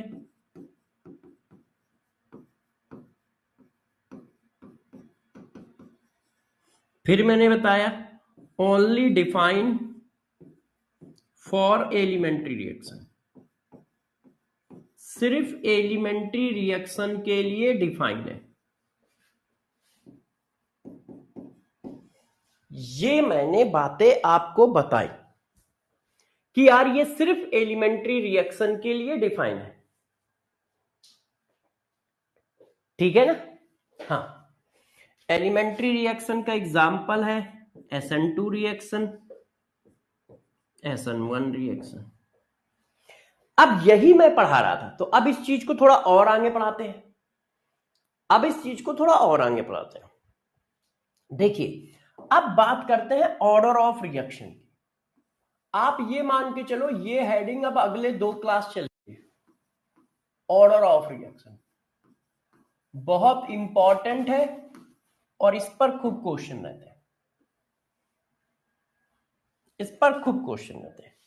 तो ऑर्डर ऑफ रिएक्शन आज भी चलेगा, कल भी चलेगा, पूरा आज भी चलेगा, कल भी चलेगा। अब देखो ऑर्डर ऑफ रिएक्शन होता क्या है, आज आपको डिफिनीशन बता देता हूं, कल खूब क्वेश्चन होंगे। देखो ऑर्डर ऑफ रिएक्शन क्या है, सबसे पहले गौर से समझिए, सबसे पहले आप गौर से समझिए। जैसे बच्चों ये एक रिएक्शन लिखी है, ये देखिए ये एक रिएक्शन लिखी है A = B। जब कोई रिएक्शन होगी तो उसका एक रेट भी होगा। भाई कोई रिएक्शन है तो उसका रेट भी होगा। अब रेट किस पर डिपेंड कर रहा है? आपने कहा है कि रिएक्शन कैसे हो रही है, कोलिजन की वजह से हो रही है। रिएक्शन क्यों हो रही है? कोलिजन की वजह से हो रही है, कोलिजन करके। अब जब कोलिजन करके रिएक्शन हो रही है तो गौर से बताइएगा, जब मॉलिक्यूल ज्यादा होंगे तो कोलिजन भी ज्यादा होंगी। अब कोलिजन ज्यादा होंगी तो रेट भी ज्यादा होगा। भाई मेरे पास 10 मॉलिक्यूल है तो 10 मॉलिक्यूल कोलिजन करेंगे, उनके रिस्पेक्ट में रेट बनेगा। अब मेरे पास 10 लाख मॉलिक्यूल है तो 10 लाख मॉलिक्यूल कोलिजन करेंगे, उसके रिस्पेक्ट में रेट बनेगा, है कि नहीं? तो अब बताओ सबसे ज्यादा मॉलिक्यूल आपके पास कब होंगे?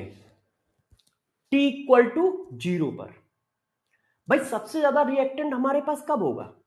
बताओ सबसे ज्यादा रिएक्टेंट हमारे पास कब होगा? जब इनिशियल स्टेट हो, T = 0 हो। और जब इनिशियल स्टेट होगी जब सबसे ज्यादा मॉलिक्यूल होंगे, और जब सबसे ज्यादा मॉलिक्यूल होंगे तो सबसे ज्यादा मॉलिक्यूल की कोलिजन होगी, और जब सबसे ज्यादा मॉलिक्यूल की कोलिजन होगी तो सबसे ज्यादा रेट आएगा। इसीलिए लिखा जाता है कि rate of reaction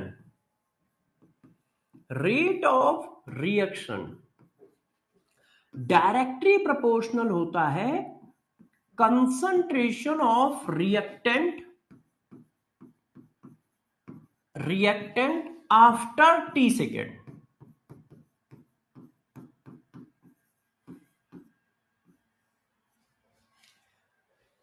T second क्यों लिख रहे हो भाई? जब T = 0 होगा तो रिएक्शन स्टार्ट ही नहीं होगी, तो रेट कैसे आएगा? रेट क्या बनेगा? जैसे ही रिएक्शन स्टार्ट हुई वैसे ही तो रेट बना।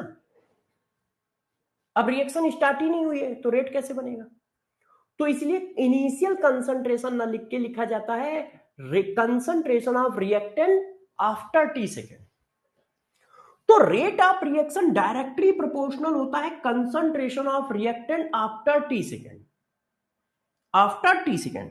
और इसकी पावर लगती है ये, इसके पावर में कुछ होता है ऐसे। अब प्रोपोर्शनल का आप साइन हटाओगे तो प्रोपोर्शनल का साइन हटाने पर एक कांस्टेंट आ जाता है ऐसे।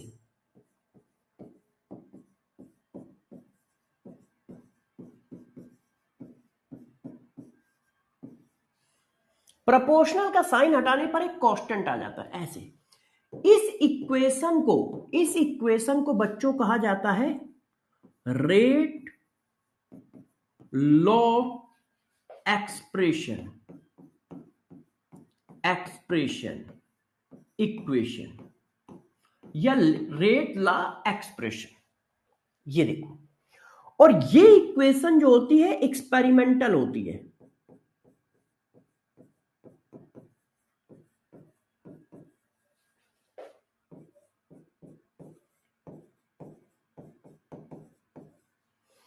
मतलब कितना कंसंट्रेशन रेट को बढ़ाएगा या घटाएगा उसके ऊपर लगी पावर बताती है। अब पावर देख के आती नहीं है, पावर देख के आती नहीं। इसमें से जो K है, K को कहा जाता है रेट कांस्टेंट। K को क्या कहते हैं? रेट कांस्टेंट, क्योंकि यहां रेट की बात चल रही है तो इसको नाम दिया जाता है रेट कांस्टेंट। तो देखो मैंने क्या पढ़ाया, मैंने कहा कि रिएक्शन जो है कोलिजन की वजह से होती है, तो जितनी ज्यादा कोलिजन उतना ज्यादा रेट और सबसे ज्यादा कोलिजन कब आएंगी? जब शुरुआत हो, क्योंकि शुरुआत में रिएक्टेंट सबसे ज्यादा होगा, तो सबसे ज्यादा कोलिजन आएंगी। इसी वजह से ये रिलेशन आ गया कि rate of reaction directly proportional to concentration of reactant after t second की पावर n। n क्या है? n ये बता रहा है कि कंसंट्रेशन का इंपैक्ट कितना गुना होगा रेट पर, कितने गुना होगा, डायरेक्टली प्रोपोर्शनल होगा, उसके स्क्वायर में प्रोपोर्शनल होगा, हमें क्या पता, तो हमने एक अपनी तरफ से वेरिएबल मान लिया n। और इस इक्वेशन को हम रेट लॉ एक्सप्रेशन कहते हैं। और ये थ्योरेटिकल इक्वेशन नहीं है, मतलब एक्सपेरिमेंट से पता चलेगा कि ये इक्वेशन क्या है, हम देखकर नहीं बता सकते। हमें रिएक्शन दे दी जाए तो हम ये इक्वेशन कभी नहीं निकाल सकते। क्यों? क्योंकि ये एक्सपेरिमेंटल इक्वेशन है।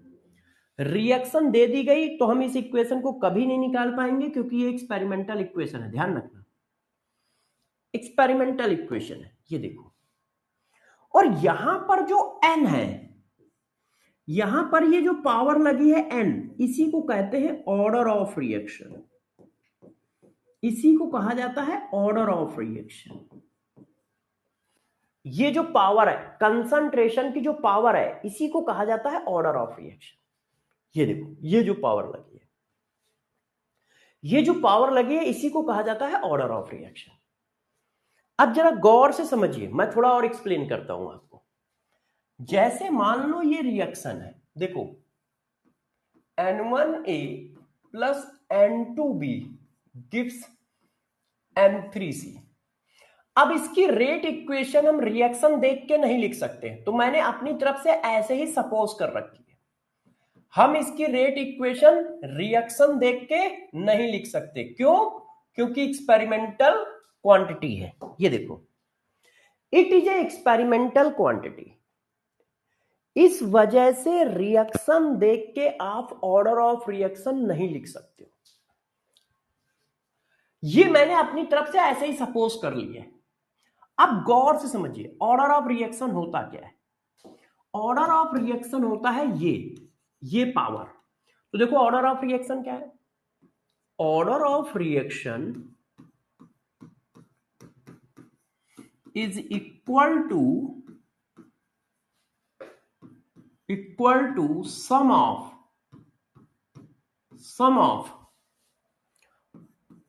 Power of concentration, sum of is equal to sum of power of concentration of reactant in rate law expression equation.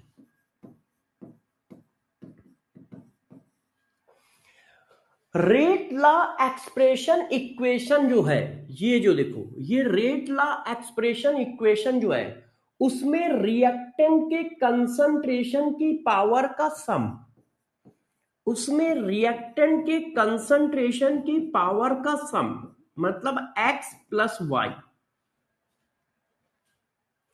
Rate law expression में रिएक्टेंट के कंसंट्रेशन की पावर का सम, ये देखो, रेट लॉ एक्सप्रेशन में reactant के concentration की power का sum order of reaction, sum order of reaction है। सपोज करो एक रिएक्शन आपके पास दी है, ये ऐसे, ये मान लो यार, और इसकी रेट लॉ एक्सप्रेशन ऐसा है।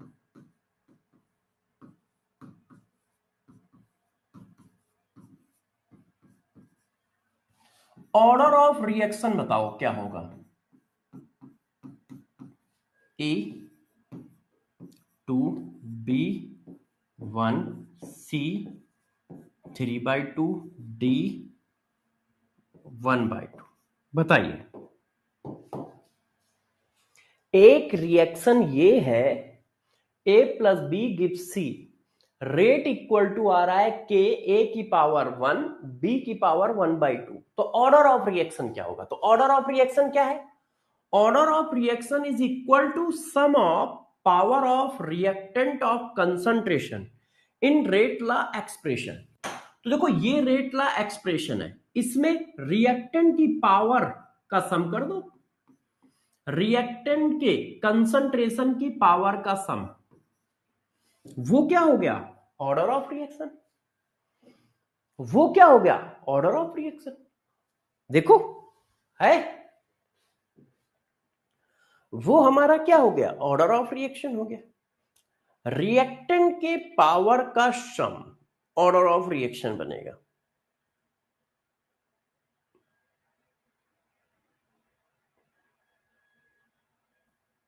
चलो अब इस क्वेश्चन का आंसर दो। ये जो इंडेक्स क्वेश्चन है इसका answer, for a reaction A plus B gives product the rate law is given by R equal to k A की power 1/2 B square. What is the order of reaction? बताओ order of reaction क्या होगा? तो order of reaction क्या होगा बताइए? For a reaction A plus B gives product the rate law expression is given R equal to k A की power 1/2 और B square. What is the order of reaction? तो order of reaction क्या है? Rate law expression में concentration की power का sum. तो देखो ये 1/2 है, ये 2 है, दोनों का सम। तो कितना आया? 5/2। यस, कितना आया? 5/2। तो ऑर्डर ऑफ रिएक्शन जो होता है वो ये होता है, ये देखिए ऑर्डर ऑफ रिएक्शन जो होता है वो ये होता है ऐसे। अब एक एक करके इनके पॉइंट को समझो। पॉइंट, पहली बात, ऑर्डर ऑफ रिएक्शन एक एक्सपेरिमेंटल क्वांटिटी है। ऑर्डर ऑफ रिएक्शन एक क्या है? एक्सपेरिमेंटल क्वांटिटी है। क्यों? क्योंकि जिस इक्वेशन से ऑर्डर ऑफ रिएक्शन निकलता है वो एक्सपेरिमेंटल क्वांटिटी है। यदि ये इक्वेशन एक्सपेरिमेंटल है तो इसी इक्वेशन में तो पावर का सम ऑर्डर ऑफ रिएक्शन है। ये इक्वेशन थ्योरेटिकली नहीं निकाल सकते हो, तो इसका मतलब ऑर्डर भी थ्योरेटिकली नहीं निकाल सकते हो, क्योंकि जब तक ये इक्वेशन आएगी नहीं तब तक आप रिएक्टेंट के कंसंट्रेशन की पावर का सम ले नहीं पाओगे। तब तक आप रिएक्टेंट की कंसंट्रेशन की पावर का सम ले नहीं पाओगे। इसीलिए कहा जाता है कि ऑर्डर ऑफ रिएक्शन एक एक्सपेरिमेंटल क्वांटिटी है। अच्छा, अब देखो यहां पर स्टोइकियोमेट्रिक कोएफिशिएंट n है, पावर है x, मतलब x n के बराबर हो भी सकता है, नहीं भी हो सकता है, मे बी। ऐसा कोई कंपल्सन नहीं है कि स्टोइकियोमेट्रिक कोएफिशिएंट और पावर आपस में बराबर हो। ऐसा कोई कंपल्सन नहीं है, मे बी हो भी सकता है, नहीं भी हो सकता है। तो ध्यान रखिए, ऑर्डर ऑफ रिएक्शन और स्टोइकियोमेट्रिक कोएफिशिएंट आपस में बराबर होंगे, ऐसा कोई कंपल्सन नहीं है। ये देखो अगला पॉइंट, ये दोनों तरह की रिएक्शन के लिए पॉसिबल है, both elementary and complex. Elementary and complex reaction, ये दोनों तरह की रिएक्शन के लिए डिफाइन है। एलिमेंट्री रिएक्शन के लिए भी ऑर्डर ऑफ रिएक्शन डिफाइन है, कॉम्प्लेक्स रिएक्शन के लिए भी ऑर्डर ऑफ रिएक्शन डिफाइन है। ऑर्डर ऑफ रिएक्शन दोनों तरह की रिएक्शन के लिए डिफाइन है, ध्यान रखो। ऑर्डर ऑफ रिएक्शन दोनों तरह की रिएक्शन के लिए डिफाइन है। अच्छा, अगला पॉइंट, इसकी गौर सुनना, इसकी maximum order of reaction, order of reaction 3 होगा। ऑर्डर ऑफ रिएक्शन की भी मैक्सिमम वैल्यू 3 होगा, मगर ये फ्रैक्शनल भी हो सकता है, ये जीरो भी हो सकता है, ये निगेटिव भी हो सकता है।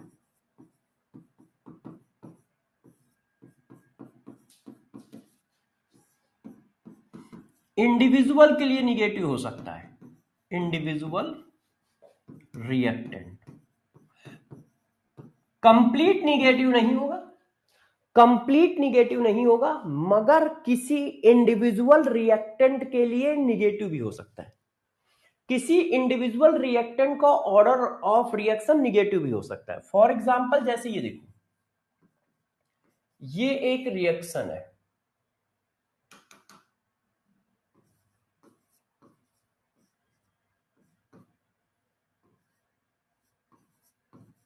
और इसका ऑर्डर ऑफ रिएक्शन ये, इसकी रेट ला इक्वेशन ये है, इसकी रेट ला इक्वेशन ये है।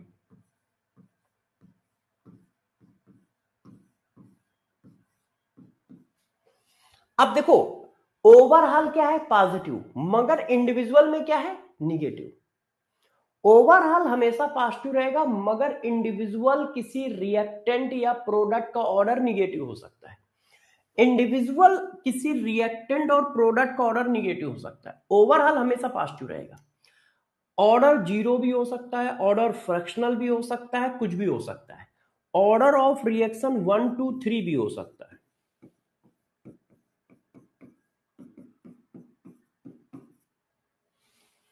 तो देखो, ऑर्डर ऑफ रिएक्शन जीरो भी हो सकता है, फ्रैक्शनल भी हो सकता है, निगेटिव भी हो सकता है। मैक्सिमम ऑर्डर 3 होगा, मिनिमम ऑर्डर 0 होगा। Total total order of reaction 0 होगा, है ना। तो मैक्सिमम ऑर्डर ऑफ रिएक्शन कितना होगा, 3। ये क्या है, दोनों टाइप के रिएक्शन के लिए डिफाइन है। ये एक्सपेरिमेंटल क्वांटिटी है, ये कॉफिशिएंट के बराबर हो भी सकता है, नहीं भी हो सकता है। बैलेंस रिएक्शन के कॉफिशिएंट के बराबर हो भी सकता है, नहीं भी हो सकता। क्लियर है। चंद्रा कह रहा है क्वेश्चन समझ में नहीं आया। बेटा क्वेश्चन कौन सा कराया है? हाँ, तो प्रोडक्ट के रिस्पेक्ट में भी ऑर्डर रहेगा, ऑर्डर सबके पास रहेगा।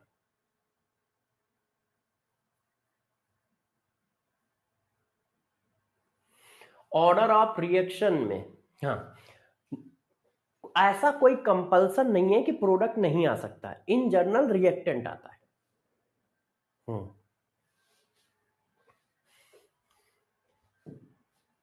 अरे यार चलो, मैं इसको ऐसे लिख देता हूं, अभी समझाने के लिए ऐसे लिख देता हूं। चलो, फिर बाद में आराम से बताऊंगा, कल इस चीज को अच्छे से एक्सप्लेन कर देंगे। अभी आप ये ले लो, अभी आप ये ले लो, ठीक है, अभी आप ऐसे ले लो। चलो, अब तो खुश हो, है ना। वो जो मैंने ओजोन वाली इक्वेशन लिखी है, जब मैं उसको रेट ला एक्सप्रेशन निकालूंगा तब आपको दिखाऊंगा ये कैसे आता है, वहां पे अच्छे से एक्सप्लेन करूंगा। अभी आप ऐसे ही समझ लो कि यहां देखो निगेटिव हो सकता है। अच्छा, तो मैंने आपको क्या पढ़ाया, ऑर्डर ऑफ रिएक्शन जो होता है, ऑर्डर ऑफ रिएक्शन जो होता है वो रेट ला एक्सप्रेशन में रिएक्टेंट की कंसंट्रेशन की पावर का सम होता है। वो एक एक्सपेरिमेंटल क्वांटिटी है, वो स्टोइकियोमेट्रिक कोएफिशिएंट के बराबर हो भी सकता है, नहीं भी हो सकता है। वो दोनों तरह की रिएक्शन के लिए डिफाइन है। उसका मैक्सिमम ऑर्डर ऑफ रिएक्शन 3 होता है। ये फ्रैक्शनल भी हो सकता है, जीरो भी हो सकता है, इंडिविजुअल निगेटिव भी हो सकता है, और 1 2 3 भी हो सकता है, 1 2 3 भी हो सकता है। क्या ये बात समझ में आई? क्या ये सारे पॉइंट याद रहेंगे, ये ध्यान रहेंगे, इतनी बातें? क्या ये पॉइंट आपको ध्यान रहेंगे? क्या ये पॉइंट आपको ध्यान रहेंगे? क्योंकि अब कल मतलब क्वेश्चन खूब चलेंगे। कल आप पूरी क्लास सिर्फ क्वेश्चन ही करोगे, क्योंकि आज आपने देखा होगा थ्योरी बहुत हुई है, मगर क्या है, जब तक ऑर्डर ऑफ रिएक्शन तक पहुंचोगे नहीं तब तक क्वेश्चन कर नहीं सकते हो। मॉलिक्यूलरिटी में लिमिटेड क्वेश्चन है, मॉलिक्यूलरिटी में लिमिटेड क्वेश्चन थे, वो मैंने करा दिए। ऑर्डर ऑफ रिएक्शन में अनलिमिटेड क्वेश्चन है, तो कल पूरी क्लास में क्वेश्चन ही क्वेश्चन चलेगा, कल बहुत सारे क्वेश्चन होंगे, मगर आप इन चीजों को रिवाइज करके आइएगा। ऑर्डर ऑफ रिएक्शन की डिफिनीशन, मॉलिक्यूलरिटी की डिफिनीशन, दोनों को ऑर्डर ऑफ रिएक्शन की डिफिनीशन, मॉलिक्यूलरिटी की डिफिनीशन रिवाइज करके आइएगा। बस मैं एक पॉइंट और लिख देता हूं जैसे आपको ध्यान रहे, नोट फॉर एलिमेंट्री रिएक्शन, गौर से देखो बच्चों, for elementary reaction, elementary reaction के केस में मॉलिक्यूलरिटी और ऑर्डर ऑफ रिएक्शन बराबर होंगे, बराबर होंगे, और किसके बराबर होंगे? Sum of stoichiometry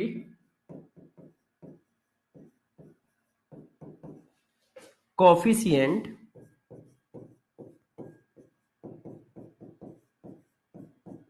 of reactant. मगर ये सिर्फ किसके केस में होगा? एलिमेंट्री रिएक्शन के केस में होगा। एलिमेंट्री रिएक्शन की मॉलिक्यूलरिटी और ऑर्डर ऑफ रिएक्शन आपस में बराबर होंगे, और किसके बराबर होंगे?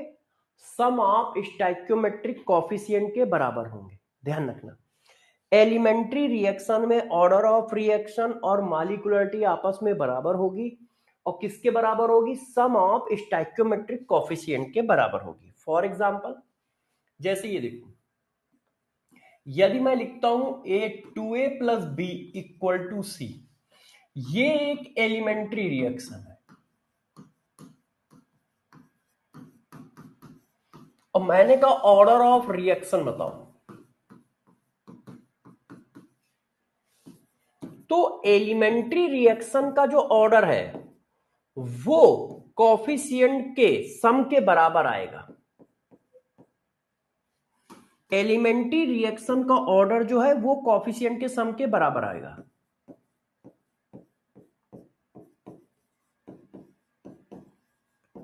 ये देखो,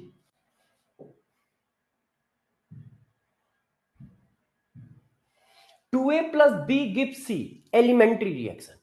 यदि ये एलिमेंट्री रिएक्शन है तो ऑर्डर क्या होगा? सम के बराबर आएगा, 2 + 1 = 3। ये देखो ऐसे। अब इसी क्वेश्चन को मैंने ऐसे चेंज कर दिया, देखो ध्यान दो, मैंने कहा ये कॉम्प्लेक्स रिएक्शन है। अब बताओ, तो कॉम्प्लेक्स रिएक्शन में कुछ भी हो सकता है, ऑर्डर स्टोइकियोमेट्रिक कोफिशिएंट के बराबर हो भी सकता है, नहीं भी हो सकता है। ऑर्डर एक्सपेरिमेंटली, अब आंसर ये क्यों? क्योंकि हमें कैसे पता चलेगा कि ये कोफिशिएंट के बराबर है या नहीं है? ऑर्डर ऑफ रिएक्शन एक एक्सपेरिमेंटल डाटा है, ऑर्डर ऑफ रिएक्शन एक एक्सपेरिमेंटल क्वांटिटी है। आप कुछ दोगे नहीं तो हम नहीं बता पाएंगे। सिर्फ रिएक्शन देके ऑर्डर हम तभी निकाल पाएंगे जब एलिमेंट्री रिएक्शन हो। रिएक्शन देके ऑर्डर हम कभी नहीं बता सकते यदि रिएक्शन कॉम्प्लेक्स है। एलिमेंट्री रिएक्शन है तो रिएक्शन दोगे तो हम ऑर्डर निकाल देंगे, मगर यदि वो रिएक्शन कॉम्प्लेक्स है तो रिएक्शन दोगे तो हम ऑर्डर नहीं निकाल पाएंगे। क्यों नहीं निकाल पाएंगे? क्योंकि हमें पता नहीं है कि वो कोफिशिएंट के सम के बराबर है भी कि नहीं। एलिमेंट्री रिएक्शन के केस में हमें पता होता है कि वो कोफिशिएंट सम के बराबर होगा। हाँ, ऑर्डर ऑफ रिएक्शन के CSD मैं कल लिखूंगा, कल ऑर्डर ऑफ रिएक्शन के CSD लिखूंगा और इसको एक बार फिर से रिवाइज करा दूंगा, ठीक है? कल ऑर्डर ऑफ रिएक्शन के CSD भी लिखूंगा और इसको एक बार फिर से रिवाइज करा दूंगा और फिर पढ़ाना स्टार्ट करूंगा। क्यों? क्योंकि इसके पॉइंट बार बार लगेंगे, बार बार लगेंगे, तो कल मैं इसको पहले शुरुआत के 10 मिनट में अच्छे से रिवाइज करा दूंगा और वहां पे CSD लिख दूंगा, और उसके बाद इसके क्वेश्चनों पे आ जाऊंगा कि किस किस तरह के क्वेश्चन आ सकते हैं और कैसे कैसे आते हैं। वो सारी प्रैक्टिस आपको फिर कराऊंगा, ठीक है? अब आप लोग जल्दी से दूसरी क्लास के लिए तैयार हो जाए। बाय बाय बच्चों, बाय बाय बच्चों।